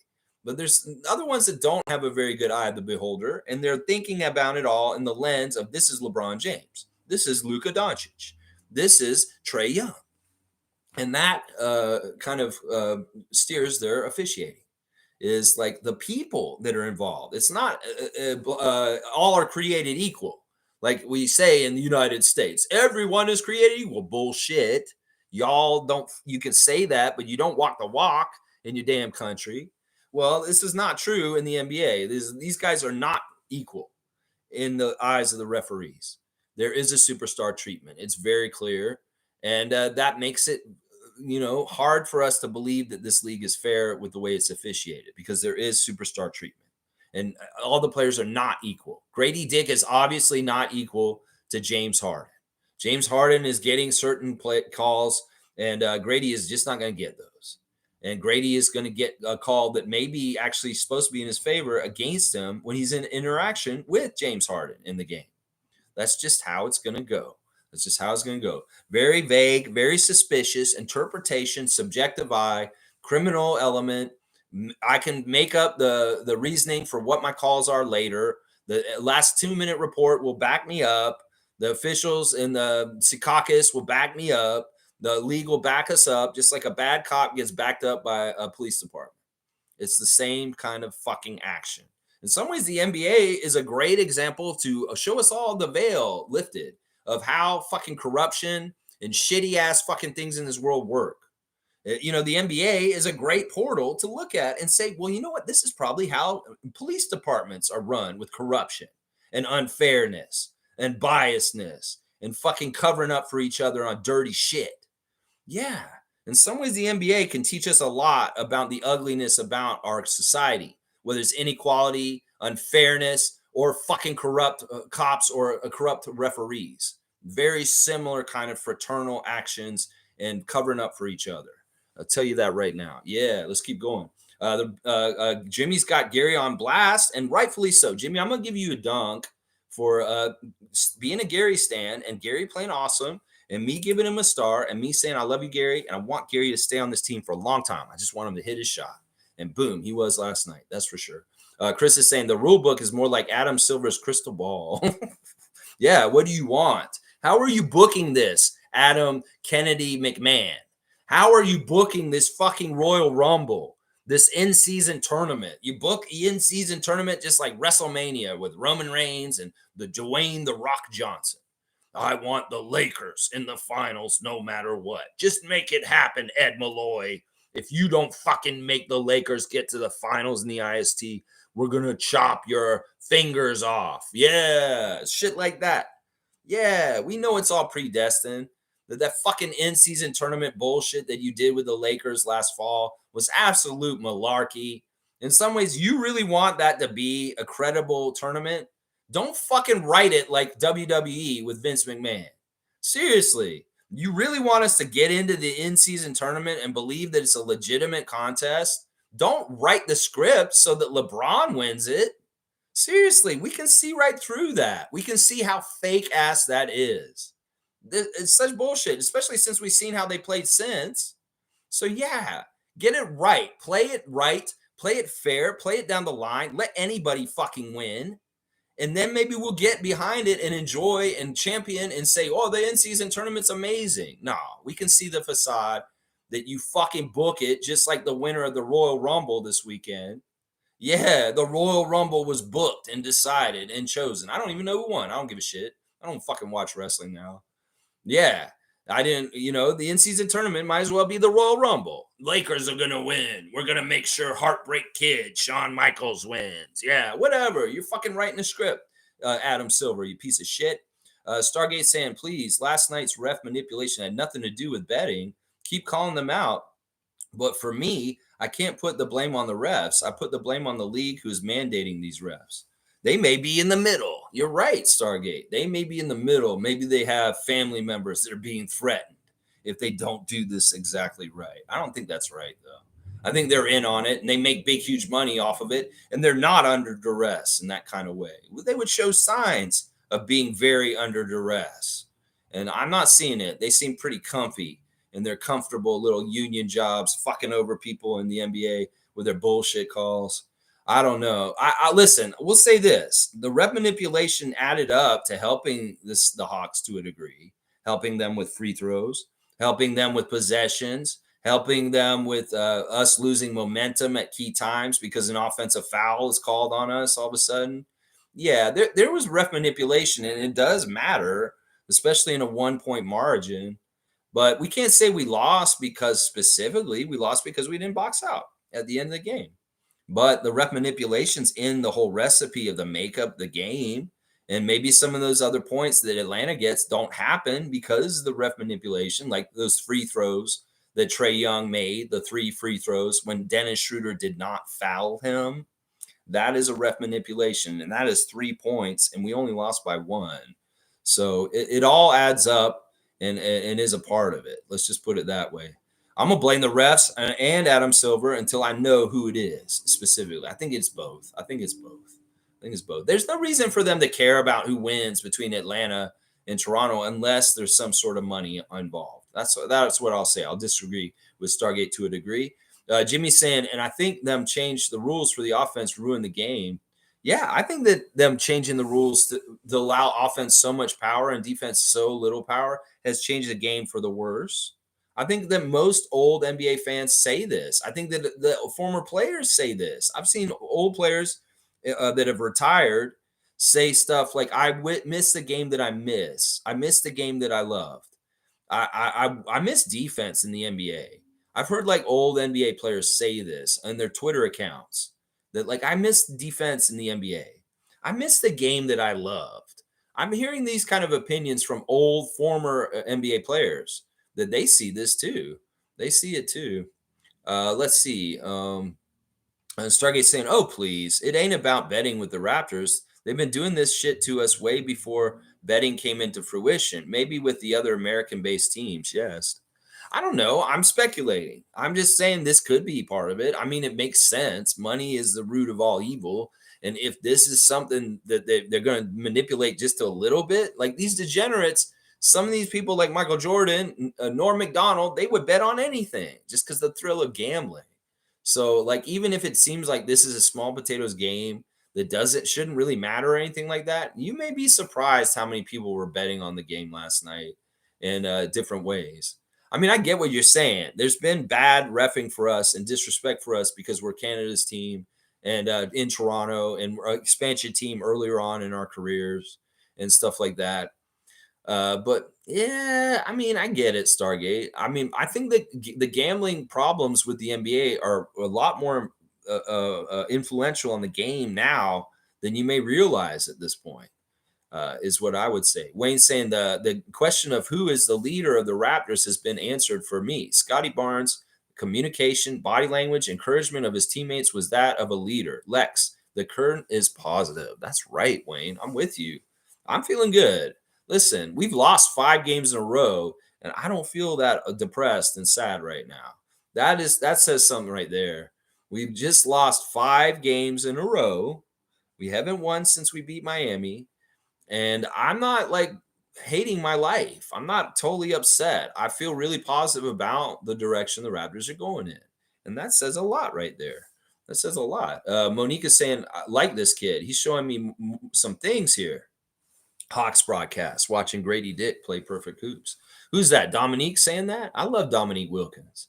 If Dominique Wilkins was saying nice things about Grady Dick last night, you go human highlight film. We love Unique. You are an NBA all-time great. And if you weren't in the top 75 of all time, that's an oversight, especially with jabronis like Dame Lillard on the top 75 or, yeah, some of those other names that were on the top 75 of all time. Dominique Wilkins is top 75 of all time. And if he wasn't on that list ain't right, is what I would say. I don't even remember. I think he is on it, but if he isn't, that's a fucking oversight. If he was the one who's saying that, Monique, that's a good opinion to get. That's a good opinion to get right there. I love it. All right, let's keep going in the chat. Reacting to a 1-point loss yesterday. It is what it is. In some ways, we got a lot of interesting new looks at some of the younger Raptors yesterday, and that was fun. That was fun, if anything. All right, let me see. All right, I will want to cut off at 11 o'clock, guys, just so you know. All right, Chris is saying, "Tell us what you really think of Kogut." I think the NBA refs work a lot like Miramax and Harvey Weinstein, haha, because there's something fucked with the refs NBA wide. Gambling must be the gambling mob work. I don't know, whatever it is, whether it's the NBA storylines that they want to uphold as far as protect LeBron and elevate him, elevate the Celtics, push down the Raptors, because in some ways they may have declared the Raptors are bad for ratings and they can't be a top team in this league, or somebody who may garner a national television or any of the kind of stuff. I don't know. I don't know exactly. They want to bury us, obviously. They really, really do. It's interesting you bring up Harvey Weinstein. Well, let's look at the Vince McMahon scandal this week. Holy crap.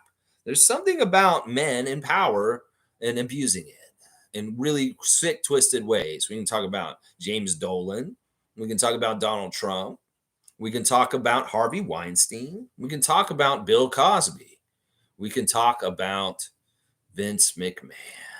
Yeah, people in power abusing their power for sexual favors with people that are under them. M.A. Adoka. Yeah, all the same kind of example. In some ways, more insidious and fucked up and gross because they got away with it over decades, like Bill Cosby and Vince McMahon. But now the day of reckoning is coming for Vince. And it's actually really kind of crazy. I knew this shit was going to happen to him at some point.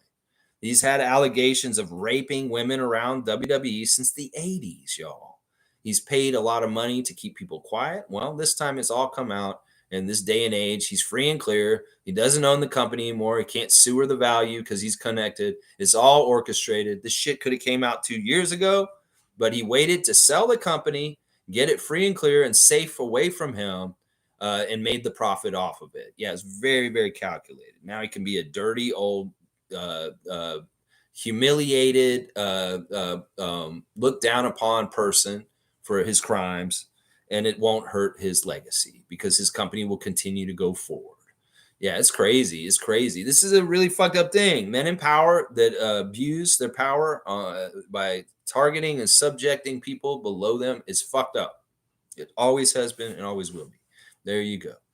Let's see. Carlos here. Good morning, Raptor Freak team. Blessed Monday. Blessed to you, Carlo JS, a great Raptor Freak. Monique is saying, fuck the refs. I'm going to give her a dunk for that. I like that. That is a very productive statement today. I like it. It's very good. 13th dunk from Monique. Let's see. Gris is saying Grady had a plus 19. Wow. His game really does check a lot of boxes. Darko's right to say Grady is a part of the team future. Well, they touched him that way. Masai and Bobby drafted him, and they considered this. We want him next to Scotty. We want to see this guy next to Scotty because in some ways we can predict that his skills will go with Scotty's skills in this way, and it'll be really cool. Yeah, they believed in him. In some ways, there was a shaky time with Grady Dick's rookie year this year with failures down in the 905 level where everybody's just like, yeah, he's a bust. He's no good. Well, that's why you don't get the jury out on people and their final opinion of what they are so soon. Honestly, everybody who said that Grady Dick was going to be a failure and going to be no good in this league, well, how do you feel about him now after his latest stint with the Raptors up on the big team? Once again, it's weird. We talked about this the other day. Grady is doing better on the big team than on 905, and it's partly because of the professionalism.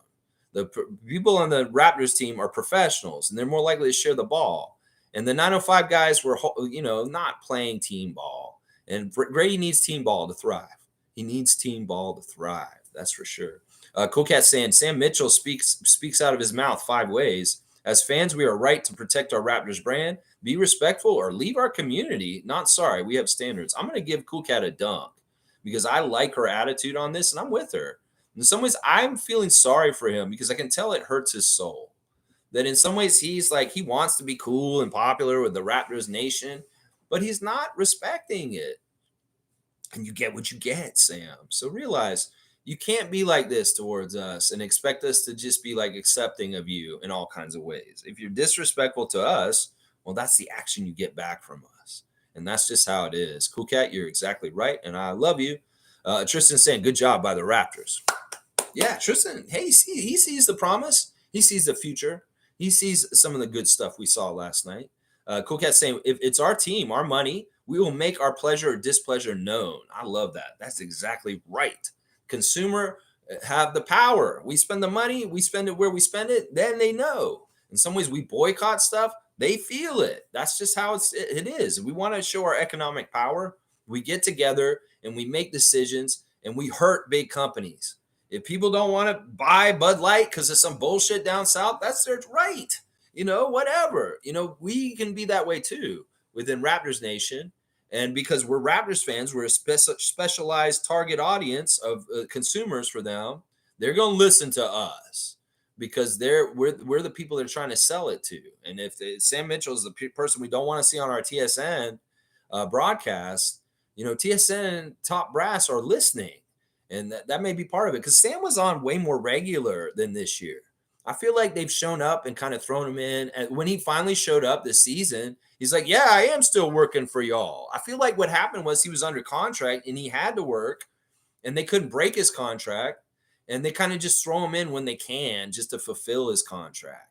I feel like he's really on the edge of not necessarily being on a broadcast anymore.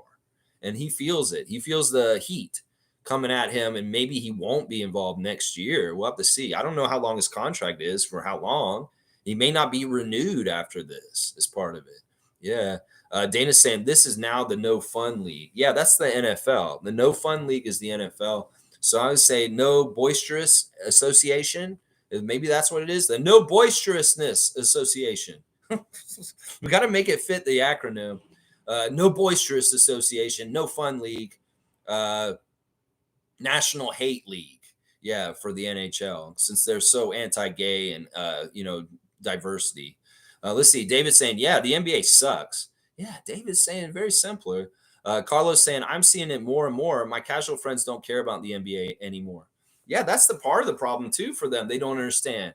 People that aren't as live and die like we are hardcore Raptors fans, not necessarily hardcore NBA fans, but people that really don't have a real, like, I don't care about the NBA. I'll watch it just for fun sometimes, but it's cheating now. Oh, it's all worked out. It's like rigged. Why? I won't watch it ever again then. That shit's going to happen, Adam Silver. You guys are short sighted. You may think you're growing and expanding and get better and better and making more money. Maybe you are, but maybe you're making money in the wrong ways. And it's a short term thing. And in the long run, you're going to kill the fucking whole golden goose because of your fucking greed. I'll bet you will. I bet you will. Cowboys saying, good morning, Lex and Raptor Freaks. Bam. Good fight from the Raptors. Keep getting those minutes, Grady. Yeah, I love it, Cowboy. Great statement. Good morning to you, my friend. Cool Cat saying Siakam reached 9,000 career points last night. Bummer it didn't happen under Raptors tenure. Seeing it was accumulated here in Toronto. Yes, I agree with this, Cool Cat. I agree with this. It's too bad, but you know what? We can say how many of those points were in Indiana, the last few. Most of the bulk of those 9,000 were here. And his accolade and his achievement is shared with us. And that's why, there's nothing wrong with what happened. And it is what it is. In some ways, Cool Cat, you got what you wanted for him on a team where he can be happy, he can compete. He's still in his prime right now, and you wanted this for him. He can go for a championship. So let's not get upset about this. I know you're happy for him. I'm happy for him too. I know that he had to move on just for the things that we were making our choices with our direction. And I'm glad he's gone to a team that's respectful, a team that I like, a team with a good coach, a team that has a real championship chance.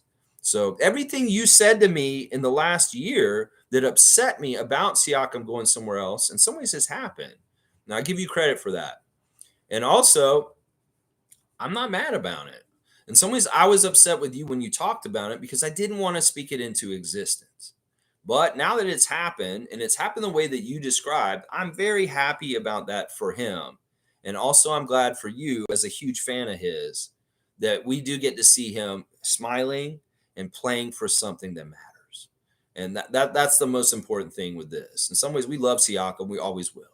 And as much as it hurt me, and maybe I was defiant against you when you brought up some of the things you said about Siakam, and, if he's not on the Raptors, he'll be this and this. And I'm like, yeah, it hurts me because I'm for Raptors. And you're talking about one of our guys, and I'll be sad. But you were right. And I'll circle around right now, Cool Cat, and say, I'm glad that you got what you were saying, even if it bugged me at that time. And you know exactly what I'm talking about. We know there's a lot of discussion about, well, if they're not going to build around Siakam, They're not going to take care of them. They're not going to do this, do that. Well, go to another team and do good things on that, is what Cool Cat was saying. And she was right. She was right.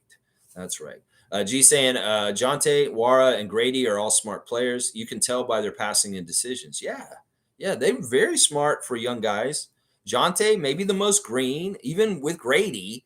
In some ways, Jonte has more NBA experience than Grady, but in some ways, Grady is more seasoned than Jonte. So it's a little bit of a weird thing. And maybe just because Grady's like super, super like learning the game. And I feel like Jonte, it's not that Jonte's dumb.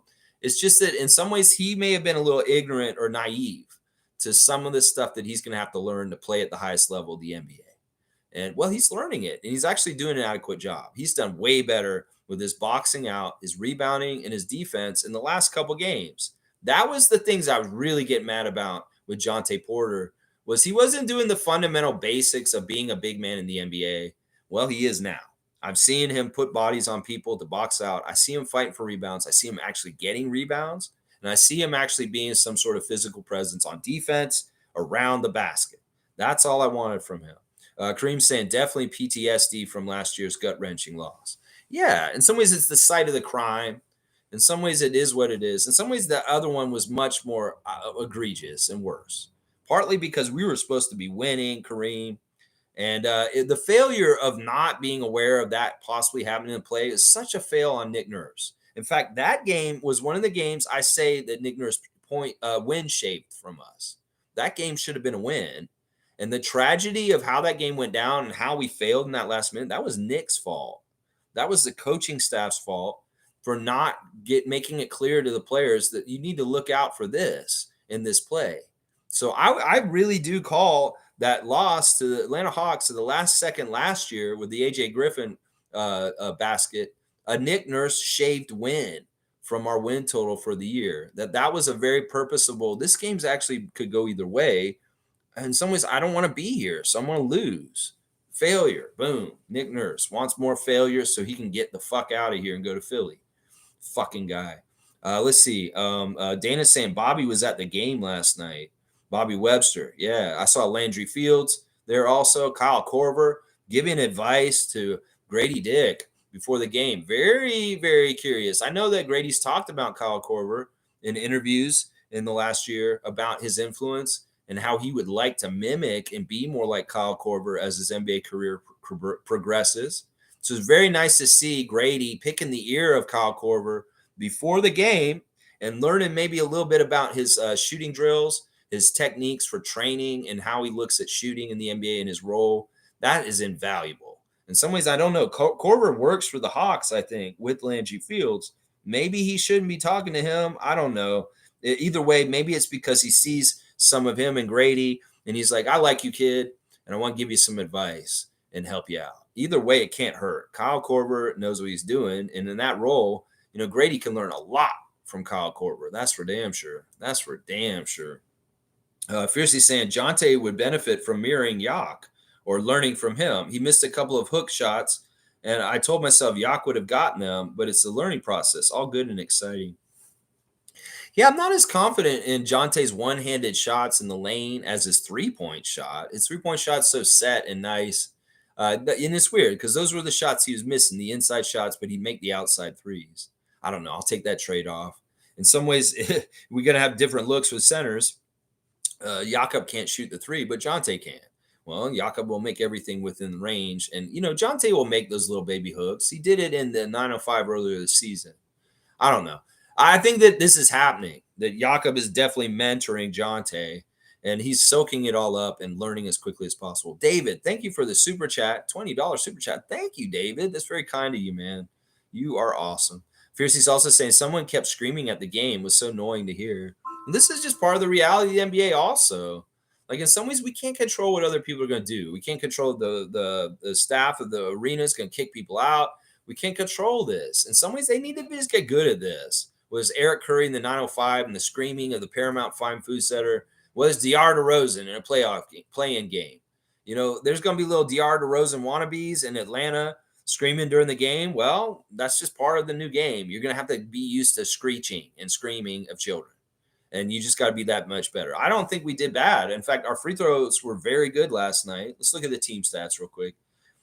We only missed 4 free throws, and we were 88% from the free throw line. That's fantastic. 28 of 32. In fact, they were noting that in the broadcast that we shot really well at the free throw line. So whatever that little screaming people were doing in Atlanta, it didn't work. We made our free throws, so they backfired. Let's see. We shot about the same as them. Both teams shooting 46%. They got 6 more shots on goal, which means they got 3 more field goals overall. We did beat them at the 3-point line. Who would have predicted that? That we would have gotten double the 3-pointers they got. They got 6 3-pointers. We got 15. That was a huge difference maker in some of the things that were not totally on our side. As far as like things like rebounds, they out rebounded us by 5. I hate that. They also got more shots, as I said.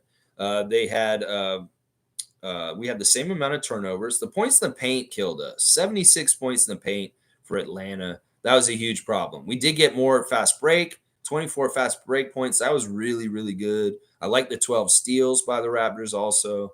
That is fantastic. And we did continue our assist streak, 29 assists. So the team assist streak is still intact.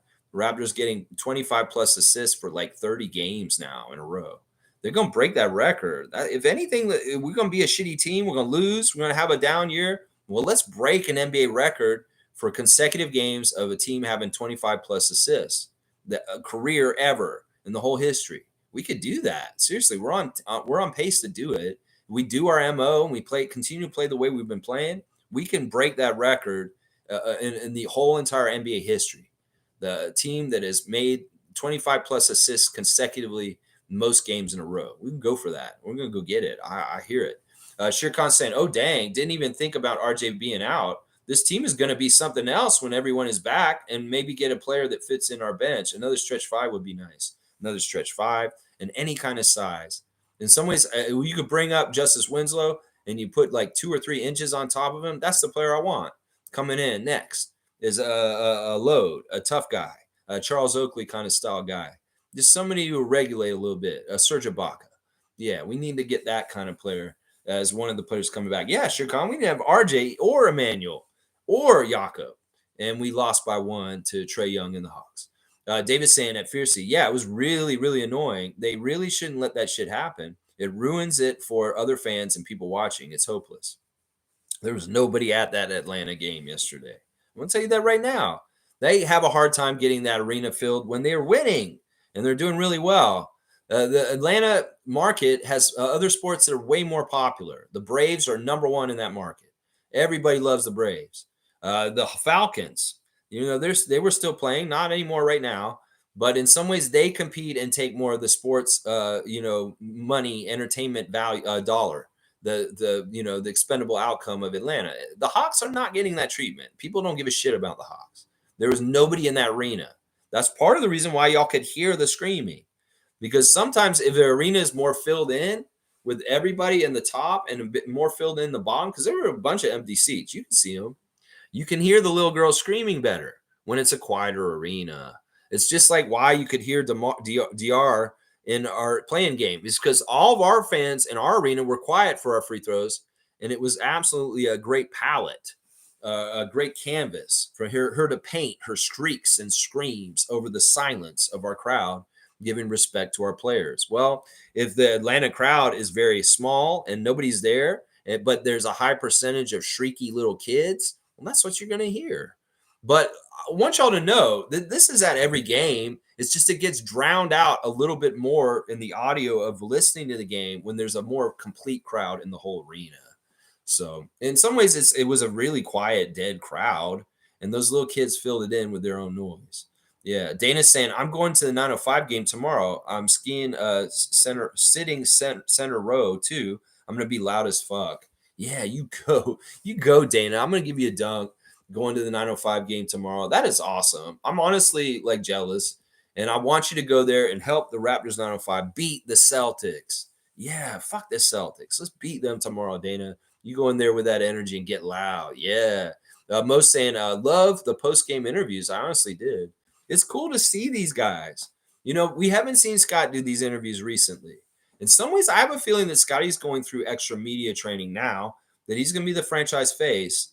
Because in some ways, he's going to get questions that more like Siakam and Fred did before at this point. In some ways, the media may have been very nice to Scotty, but they may not be at this point because he's more the guy that's the figurehead. He's more the guy, the face of the team. And people will say, well, Scotty hasn't been doing the post game interviews lately. Well, other guys have wanted to do it. RJ's really good at it. If for everything that Scotty hates, he hates doing the interviews. He absolutely hates doing the interviews. And if he does those interviews, it's only because he absolutely has to.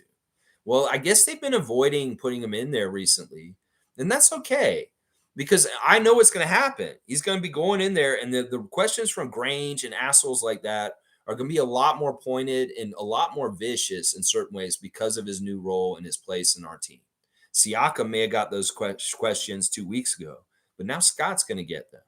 So I'm not in a rush to see Scotty get the post game interviews, even though I want him to do really well and kick ass and be the player of the game.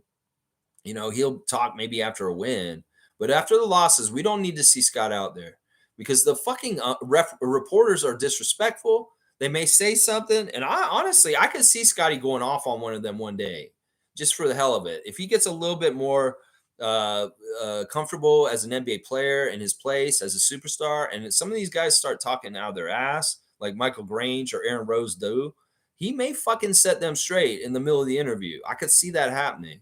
So I feel like Scotty may need extra media training to deal with the new level of what's going to be in the post-game interviews now with his new place and position, being the most important player on our team. So, yeah, I like the interviews too.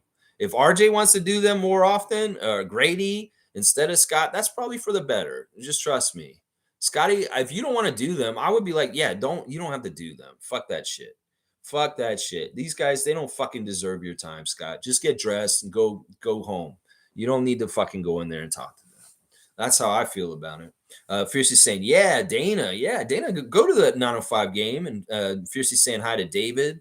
And G saying, Scotty needs to go a bit lower in the post, but I appreciate he is getting reps and posting up a bit higher too, deciding whether to shoot over defenders or pass out. Some of those shots are not good shot selection, but he has a carte blanche to me.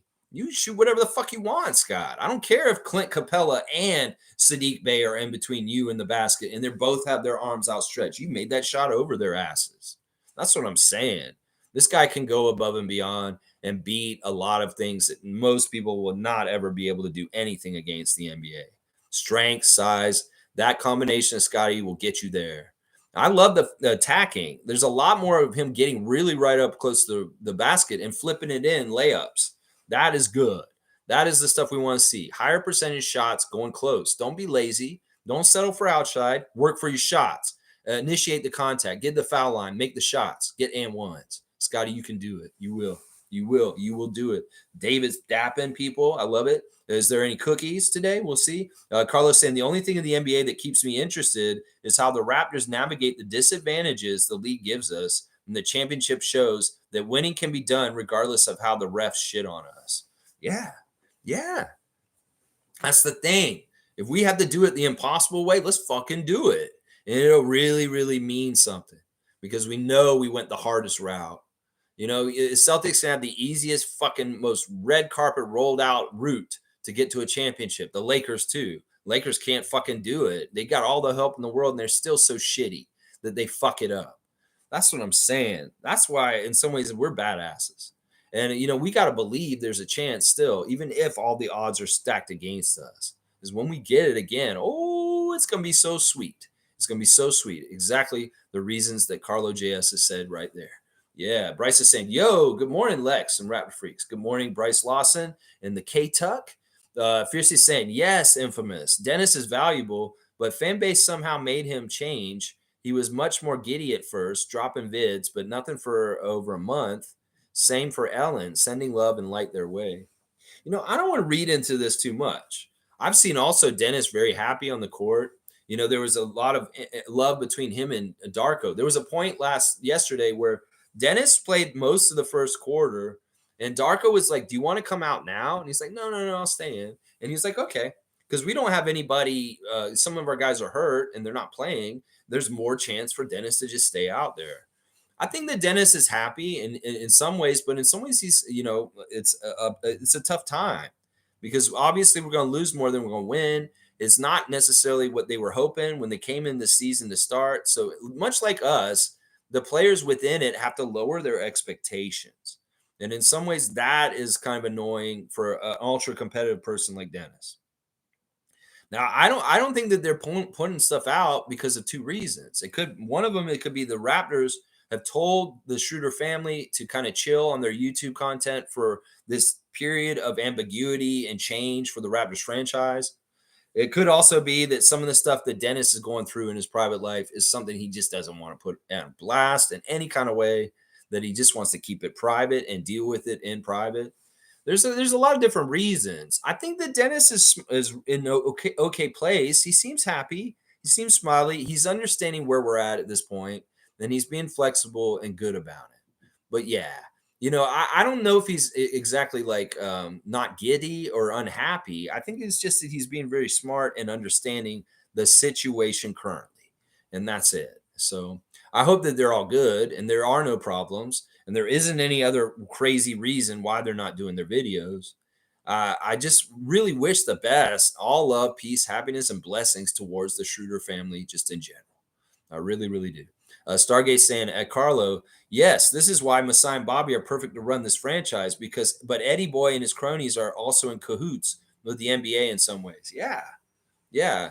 You can tell that the NBA is trolling us in certain ways at different times all the time. Like you go to the NBA schedule and you see Aaron Baines' jersey number on our schedule. It's bullshit. There's all kinds of different ways they disrespect us. And if there's people in our organization, like part of the ownership, that are in on the disrespect, yeah, that's just how tough it is. That's just how tough it is. Jimmy's saying kind of sucks. All we have to be happy about is small victories and bad losses. Like, damn. Well, you know what? That's just for now, Jimmy. That's just for now. And understand there's going to be good stuff in the future. There's going to be good wins. We're going to have winning seasons. We're going to have playoff years. We're going to do amazing things. And we'll get back up on that horse. Just right now, we got to do a little bit of a step back to get the steps forward in the future. And it'll happen. Trust me, Jimmy. So, let's not get to identifying ourselves as this is who we are right now. That's what other people want to do. That's what common NBA fan says. Well, the Raptors are who they are. We said they're a poverty franchise and they're one of the worst teams in the league. And well, now they are. And they're right now. They're not a poverty franchise, but we are a losing team right now. And in some ways, they want to identify us and categorize us as this right now. No, they'll be mistaken. We'll rise up and we'll kick some ass again and prove them all wrong and go against the grain of the predictions of what they think we're going to do. In some ways, it's weird. This season, we may actually get worse wins than Vegas had predicted at the beginning of the year. In some ways, it's like, what? They said we're going to win 28 games. In some ways, I'm like, well, maybe we might now.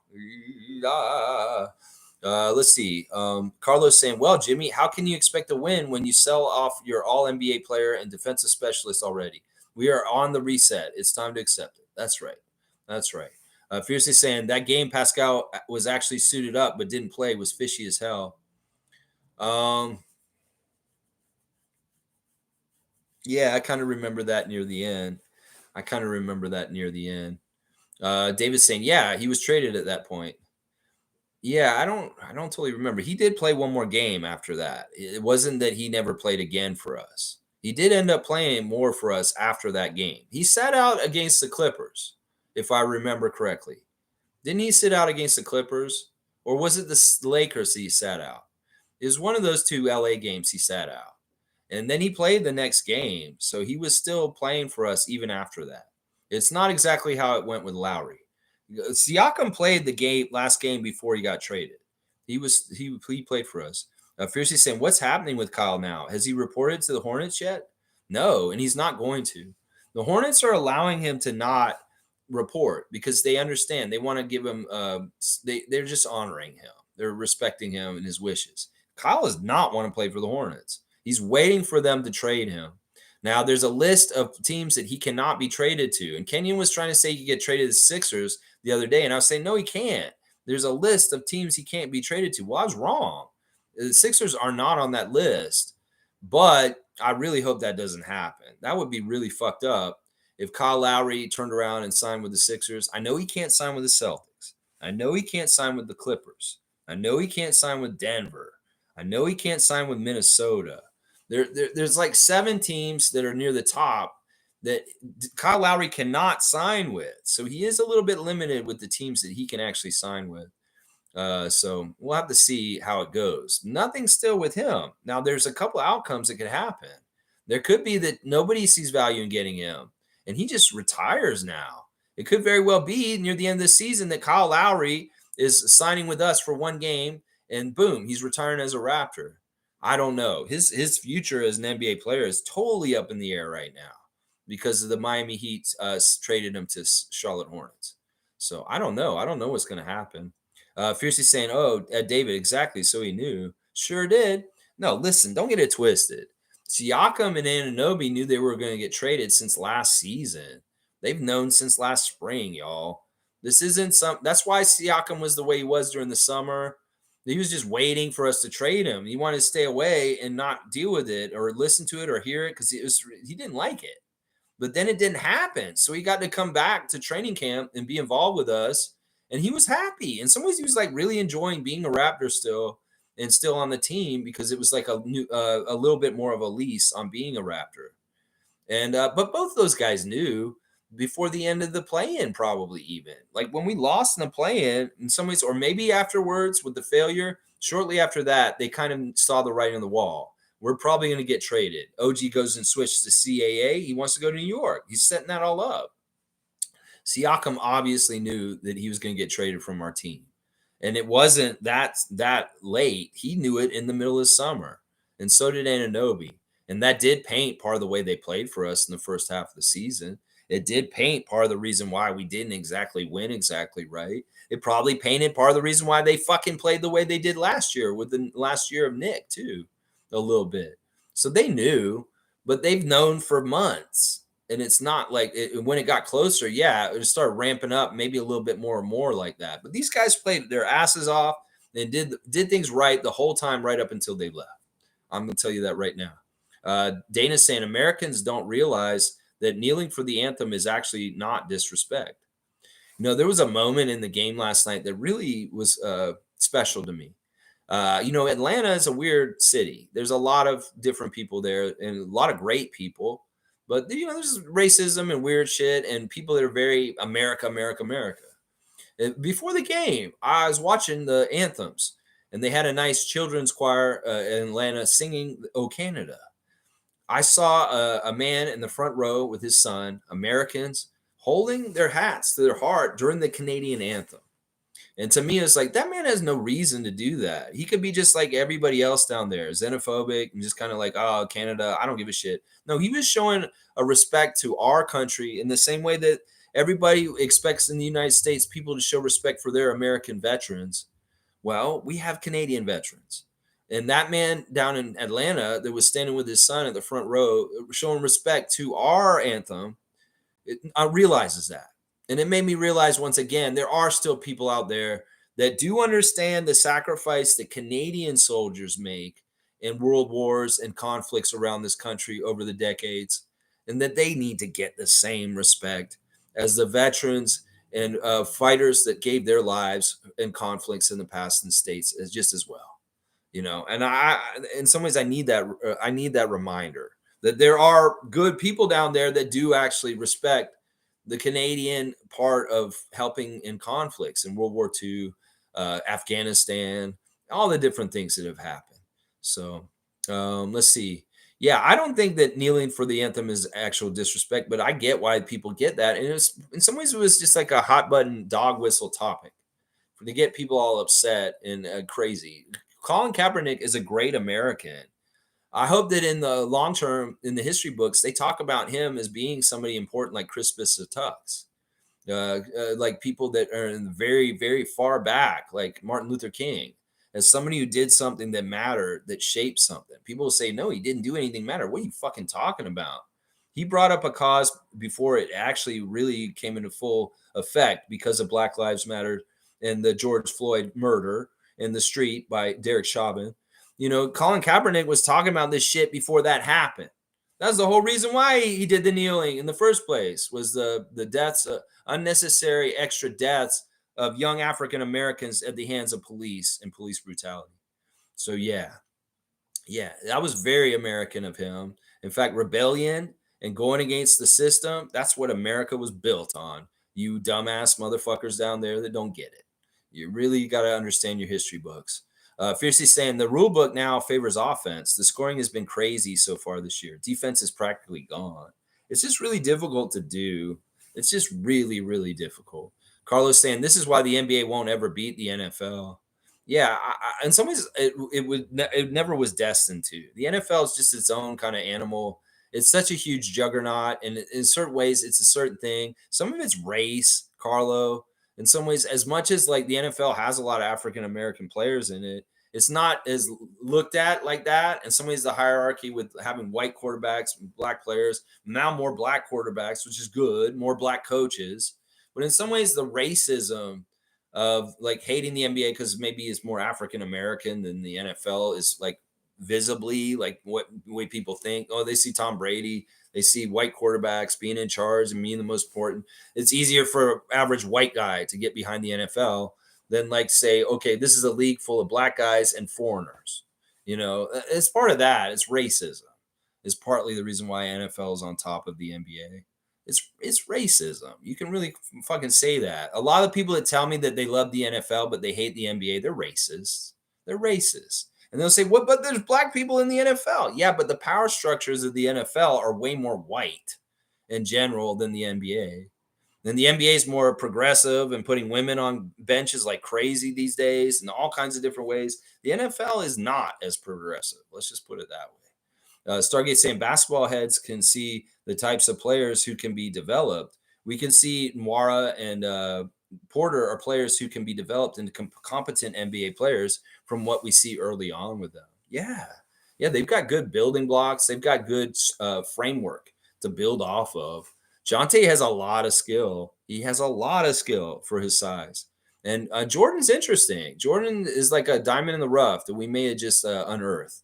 And hopefully, maybe we can do something. Darko's development factor may get these guys light years ahead of where they're at right now. Who knows?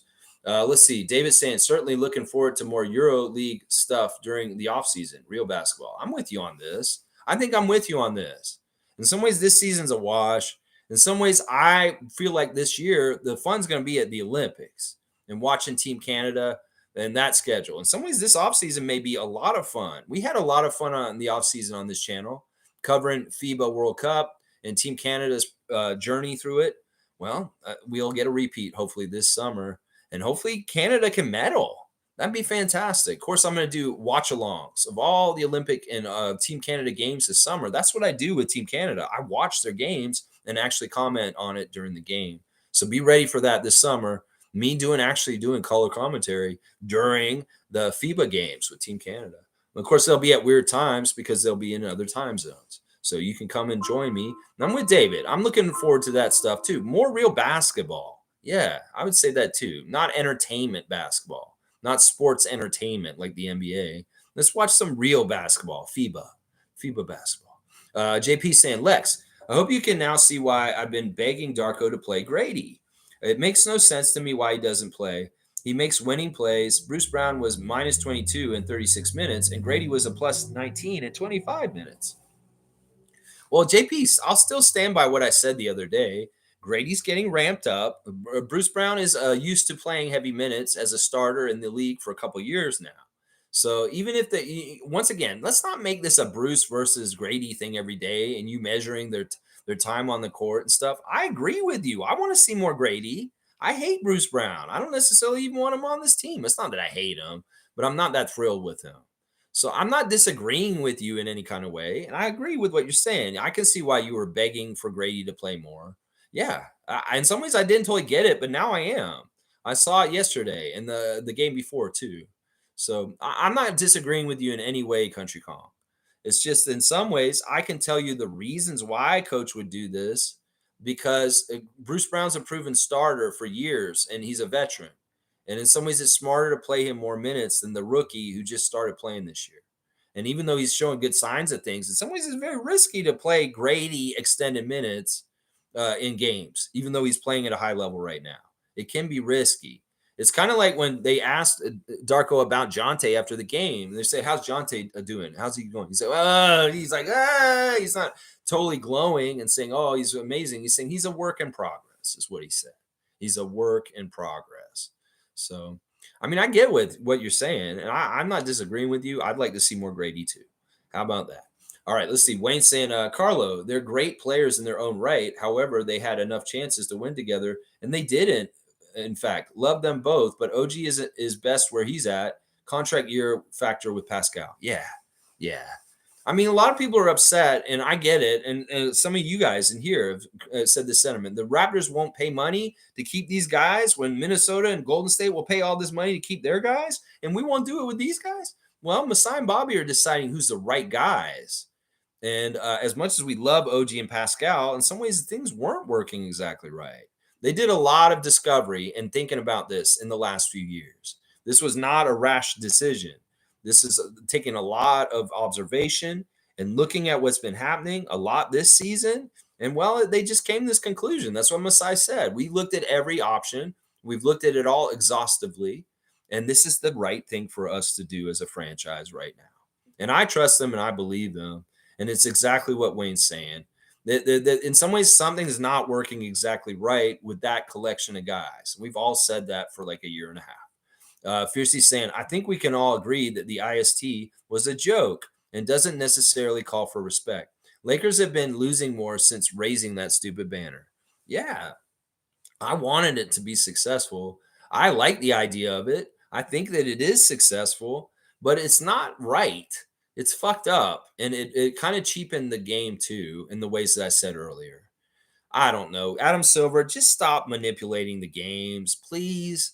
Just let this league be on its own merits, the players on their own merits. Let the Raptors have their chance in a fair way. You're not letting the Raptors have their chance in a fair way. We know this. We can see it with our own two eyes. And when y'all act like you are, you're gaslighting us. We know what you're fucking doing. RJ Barrett could tell us, yeah, I used to get all these calls when I was a Knick. But now that I'm on the Raptors, holy shit, I'm not getting any of the calls at all at this point. We know what y'all are doing, NBA. We're not stupid. If y'all don't want us to believe you're like the WWE, you need to fucking get on the level, is what I'm saying. Carlos saying 100% Wayne Strainer. I love the previous core, but we weren't winning with them. Somehow it didn't work. And it's not really wise to pay a premium for a core that didn't work. It was time to move on. Exactly. Exactly. You guys are getting it. You're getting it. I get the whole sentiment is like, I love Siakam. I wish we could have paid him and kept him here for life. But in some ways, if our dude is Scott, we're anointing him, the dude, we got to figure out how it works. And I don't say that Siakam doesn't work with him, but the money that would go to Siakam, how much would that take away from building a complete team that does fit around Scotty if you have Siakam there? And is Siakam necessary? That's the other thing you got to think about. Would he be necessary at that point for us in the new state that we're in? Or would he take away as far as his usage and what he needs to be fully effective? So there's a lot of different things there. Chris is saying the NBA isn't as good now. Post players is an important part of the game, as is defensive. But Lex, the NBA needs scoring to go global. Most new international fans are just starstruck over the game. Well, they're stupid. They're stupid. In some ways, it's maybe the problem is that people don't understand what the bread and butter of basketball is supposed to be. Maybe it is that the fucking kids are learning the wrong things and the wrong stuff. The fundamentals are getting lost. Boxing out, rebounding is not as important as fucking taking threes and dribbling fancy. You know, these are all signs that this sport is fucked up and stupid. The culture of basketball in some ways is going the wrong direction. You know, they're talking with the competition committee, Joe Dumars and the referees. One of the things they're talking about doing is giving an extra free throw to post to encourage post play, that they do want the post to be a thing still. And they're trying to figure out a new rule change that they could even implement this summer coming up for next season, where it will encourage people to try and use the post more. They very much said this for sure. I heard a little like conference or interview between Joe Dumars and the refs, and they were asking the coaches. I think they were asking Darko and all the other coaches, how do you think we can improve the game to make it better? And they were getting feedback.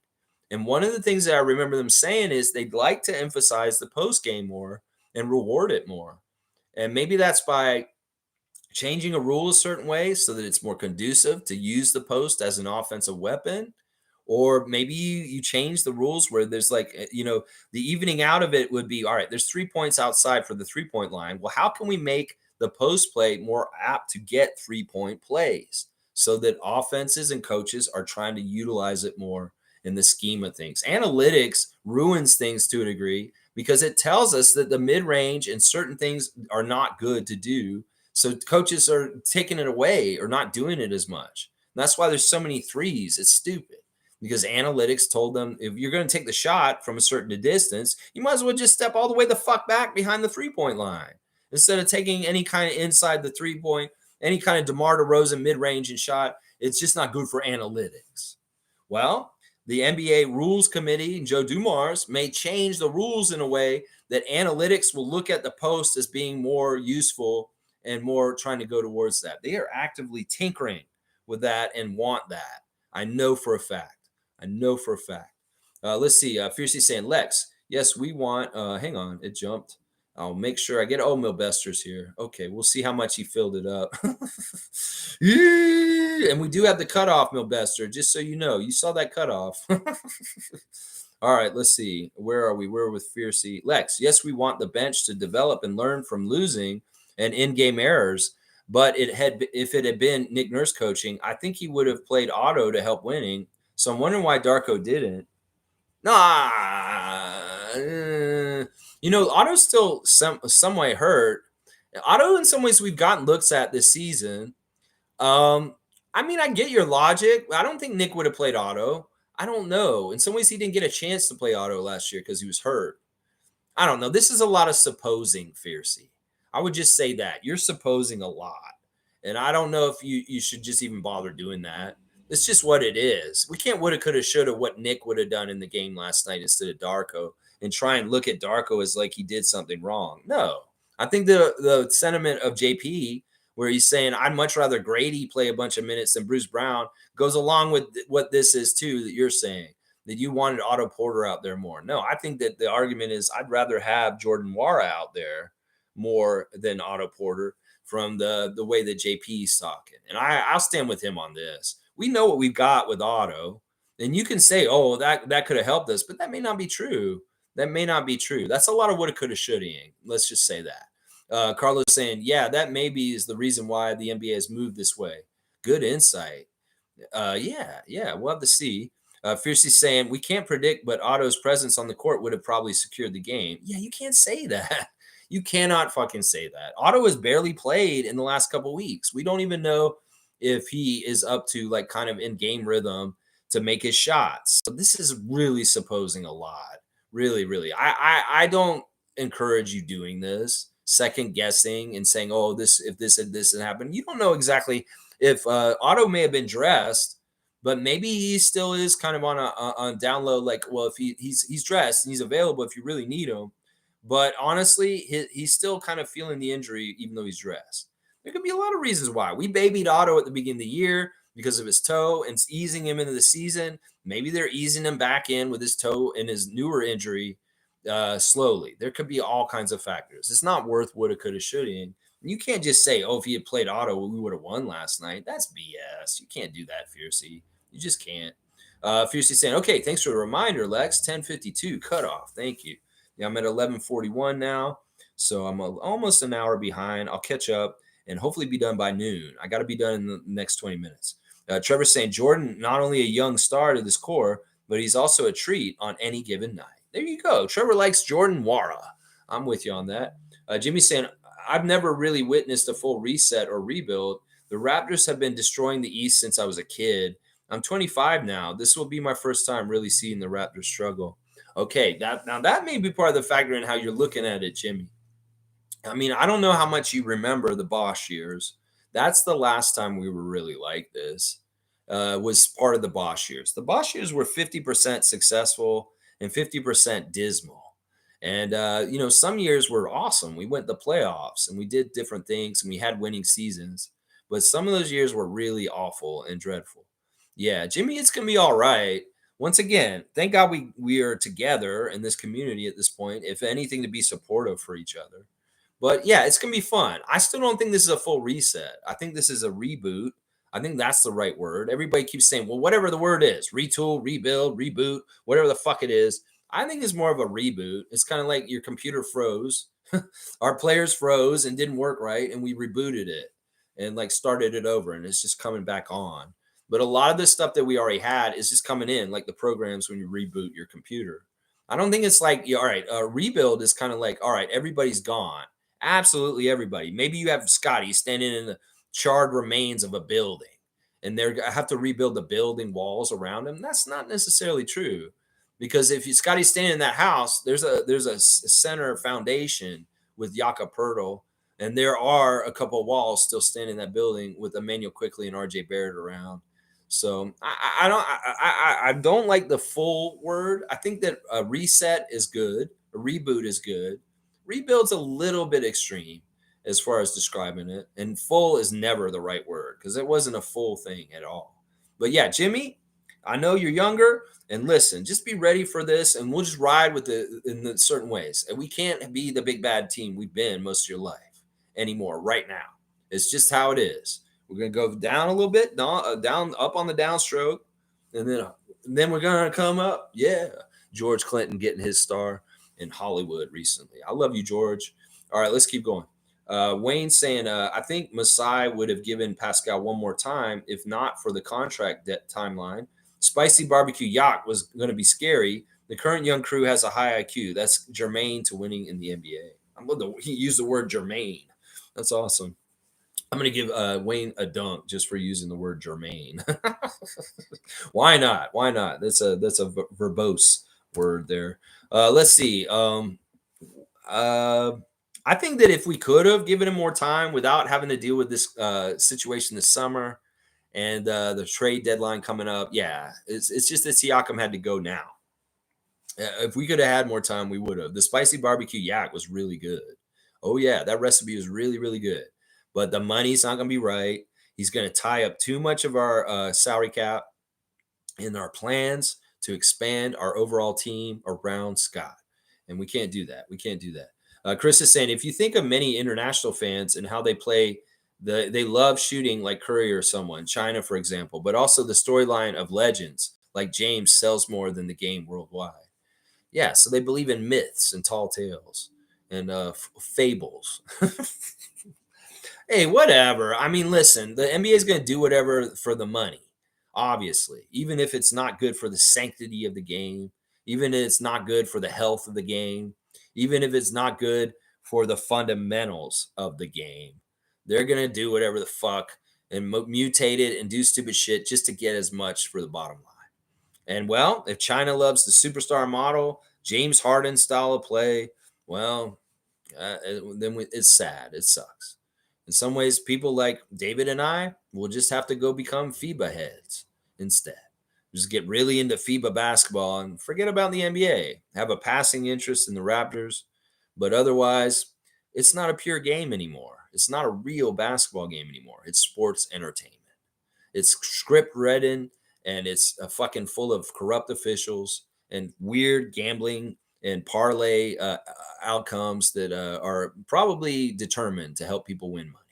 So why would I believe in any of the authenticity or the integrity of the NBA at this point? The National Basketball Association is intertwined with gambling, and everything can be decided just for somebody's money somewhere. Somebody's powerful enough. Somebody has the ear of the referees, like Tim Donaghy.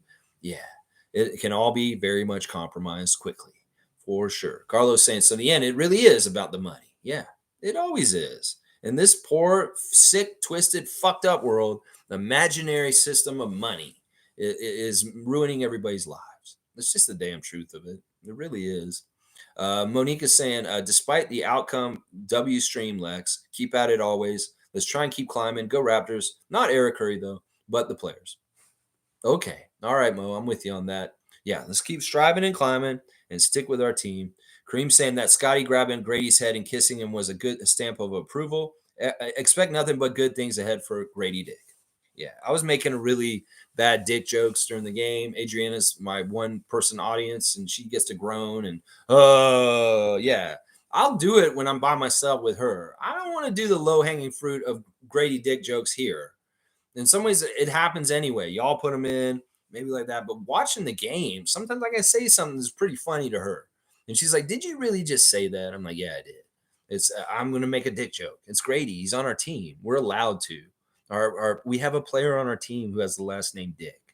So why can't we make dick jokes? This season has been difficult. Let me have this joy, is what I told her. It's just like that. I mean, I love the burgeoning connections. I see the RJ and Scotty connections. I see the Emmanuel and Scotty connections. I see the Grady and Scotty connections. That's all good stuff. Damn, bam for David. All right, here we go. This is Knicks fan. Milbester has come to check in on us. We haven't seen you in a couple of days, Milbester. I figured you would come in and say, wow, Lex, you were right about OG Anunoby and Precious Achua and the Denver Nuggets, and we beat them real bad. I haven't heard you do your victory lap yet, man. David saying Nwara is here to stay. Damn. Thank you, David, for the super chat once again. Good morning, Lex. Happy Monday. How was that Hawks game? Why are you asking us that? You can see the highlights, Milbester. You know what fucking happened that game. Come on now. Don't troll me. Clippers matchups for Raptors recently. Crazy week. Didn't expect the Knicks to blow out the Nuggets and beat the Heat, but Randall injury. Yeah, it's a little scary. The Randall injury is you guys are a lot of trade talk still with you guys. I knew you guys would do well against the Nuggets. Yeah, even without your centers, in some ways, I don't know what it is. OG has a way of stealing the ball from Nikola. And he did that for us when he was on our team. Whenever we played the Nuggets, we played them pretty good. And it's partly because OG, for some reason, knows how to steal the ball from Nikola. You can look at the box score for that game on Saturday with the Nuggets and the Knicks, and you will see that Nikola had a lot of turnovers and OG had a lot of steals. And yeah, that's part of it right there. Milbester, enjoy your new Knicks. They're doing well. Now, not too much Knicks content to go out of here because I want to leave in 10 minutes. Kenny saying Nwara is better than Gary Trent. He's not afraid of contact. That's an interesting statement, Kenny. Original Raptor Freak, Kenny.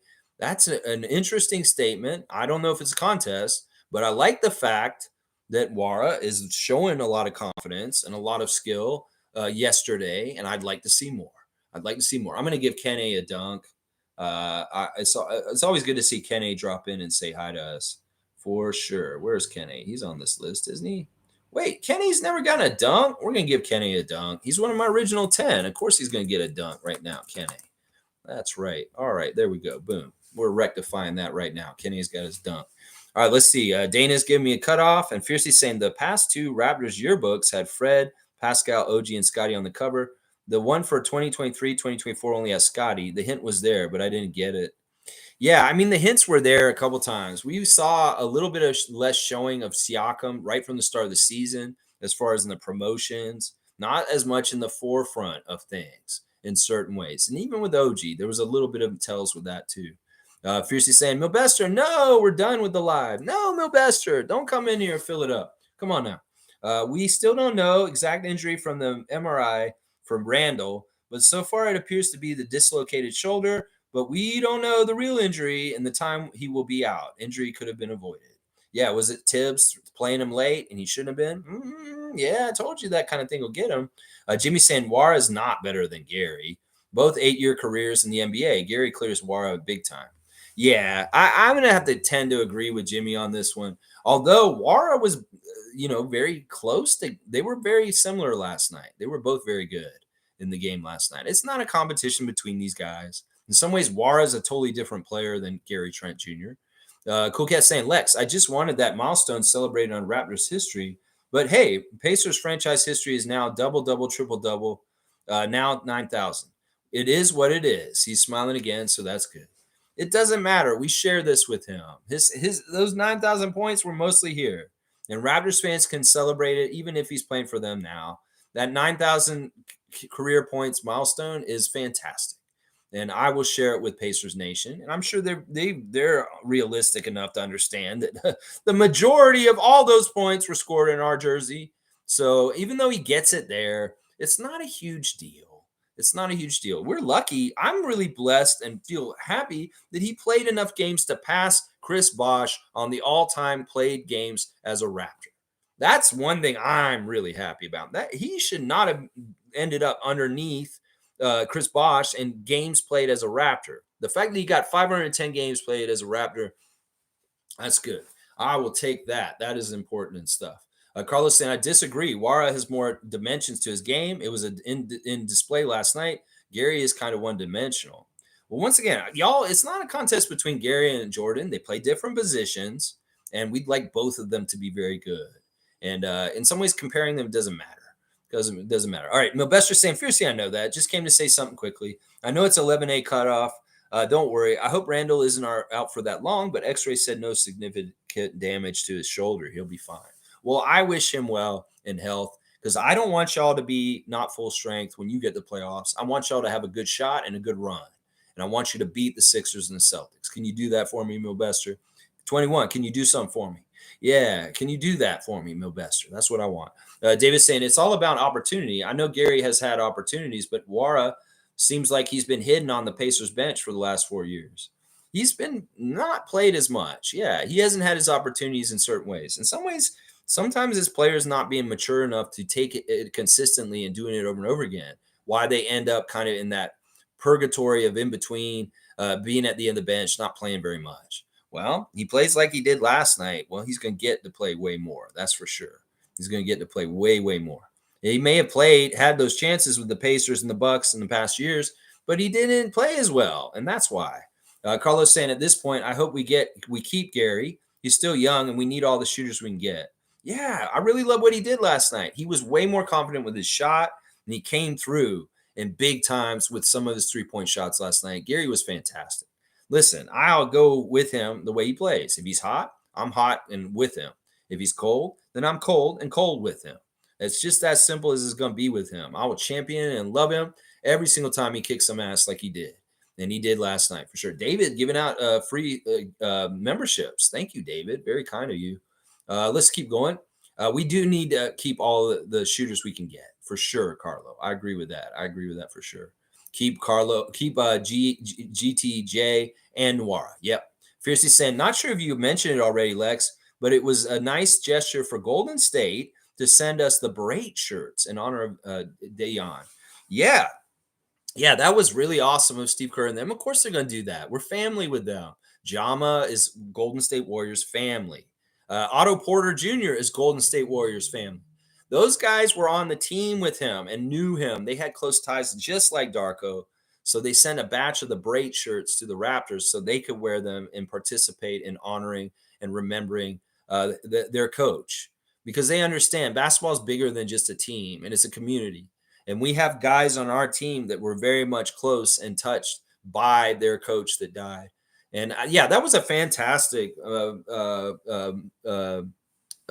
action by them to do that. That was so sweet and awesome. I know they didn't get a lot of them, and they went to the specific people that had some connection to Golden State and him specifically.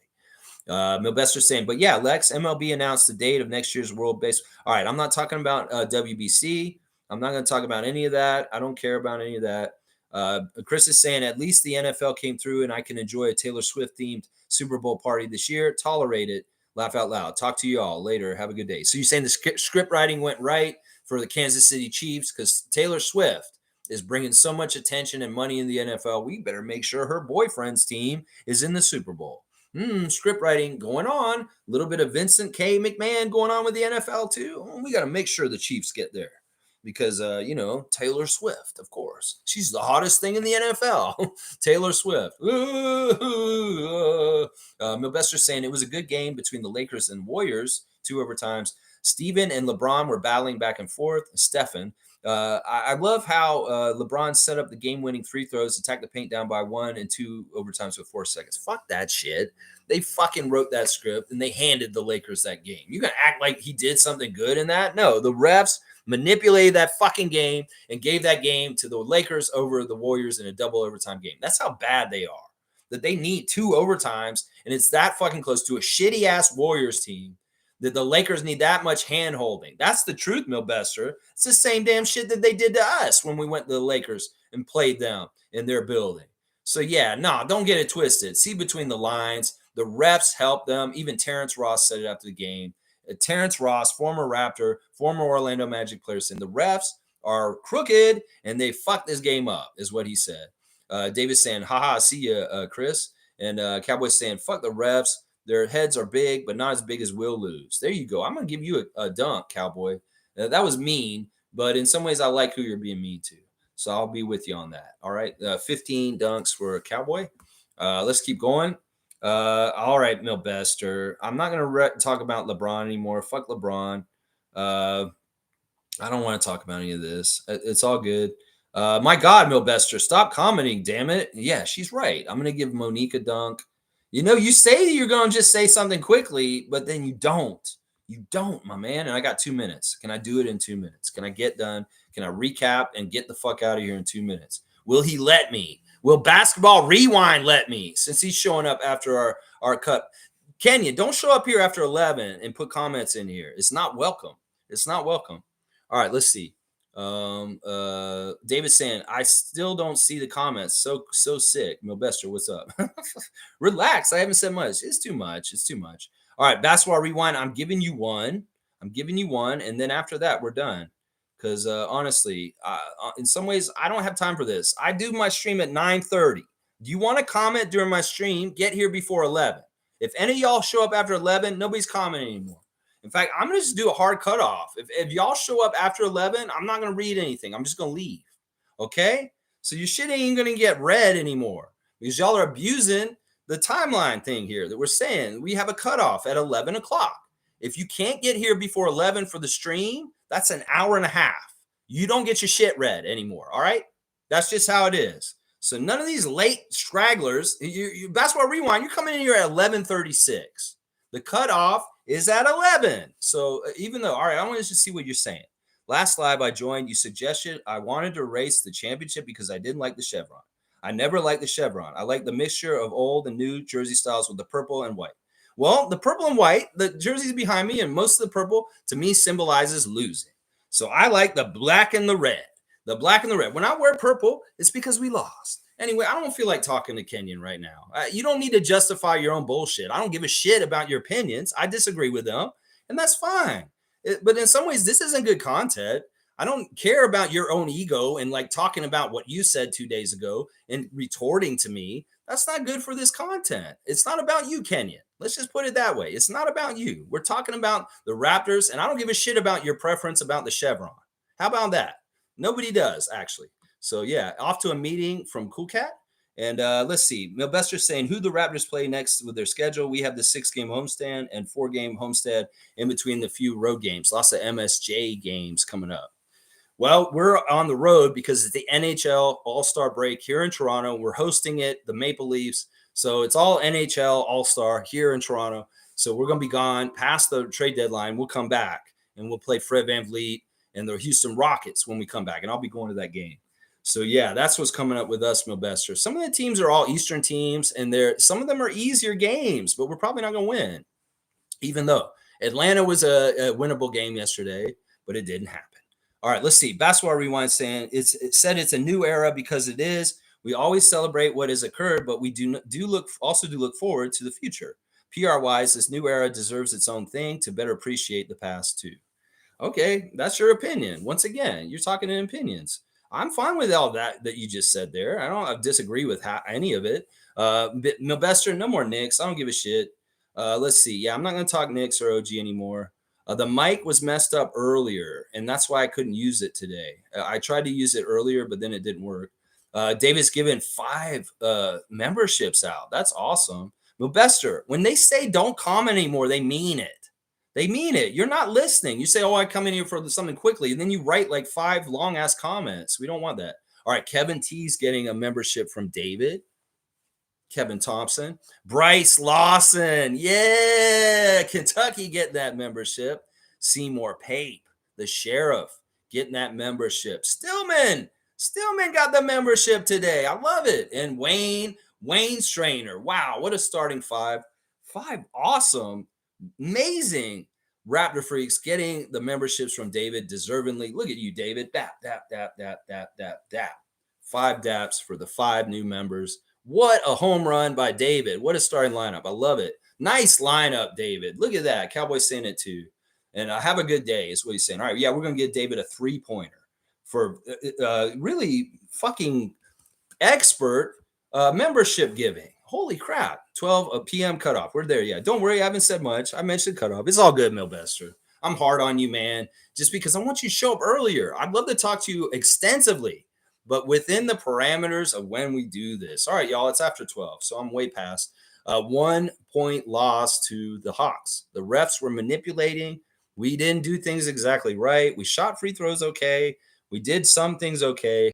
That didn't add up to winning. In some ways, that's winning. We're not winning this year. So, hey, 16-30, we'll take it. 1-point loss to the Hawks. It doesn't feel as bad as AJ Griffin last year, y'all. It just doesn't. We knew we were going to lose this year. Now, at that point, we did it. 5 stars of the game for me were Jordan Wara, Scotty Barnes, Gary Trent Jr., Jonte Porter, and Grady Dick. Just good stuff by all of them. All right, y'all, if you have a Yahoo fantasy team, make sure you play it. This week I'm playing against MK. Meredith, you're up next. Our champion of our WNBA fantasy league, I'm playing him this week. So be ready. And whoever's playing JP Country Kong, will you beat them? Quick takes? I don't know. Quick takes, you're having a tough time. They are still 14-0, the dick picks. Very impressive, JP. Very, very impressive what you're doing with your fantasy team right now. Rainstorms this week messed up my sleep cycle a bit. I'll be fixed soon. Weather nice all week after 2 weeks of snowstorms and rainstorms. Well, I wish you well with managing that, Milbester. Don't get it twisted. I love you, man. You're awesome. You're my Knicks dude. And we will look forward to talking to you very soon in the near future. All right, y'all. Please like, comment, subscribe, and share. And join the channel if you can. Like our guys just joined. David, thank you so much for being so gracious and giving to such great people here. Yeah, 14-0 is amazing. That's right. Grady, the dick pic. Man, JP, how are you doing that? He's doing it. He's doing a really good job. He hasn't played me yet, and he has not played the Saborans either. And that will be the interesting part, is what's going to happen when he plays some of the South Division teams. Myself and Peter and David Saborin. That'll be interesting. That's coming up very soon. So you've got some high quality opponents coming up. JP Country Kong when you play us coming up. That's right. All right, y'all. Thank you. Let's go Raptors. Blah blah blah. I'll be back tomorrow. Preview the Chicago Bulls game against the Raptors in Chicago. Hopefully we can have a good lineup, latest lineup news, and a good ref report for tomorrow's game. Hopefully against the Bulls in Chicago. All right, y'all. I love y'all. Let's go Raptors. Let's go Raptors.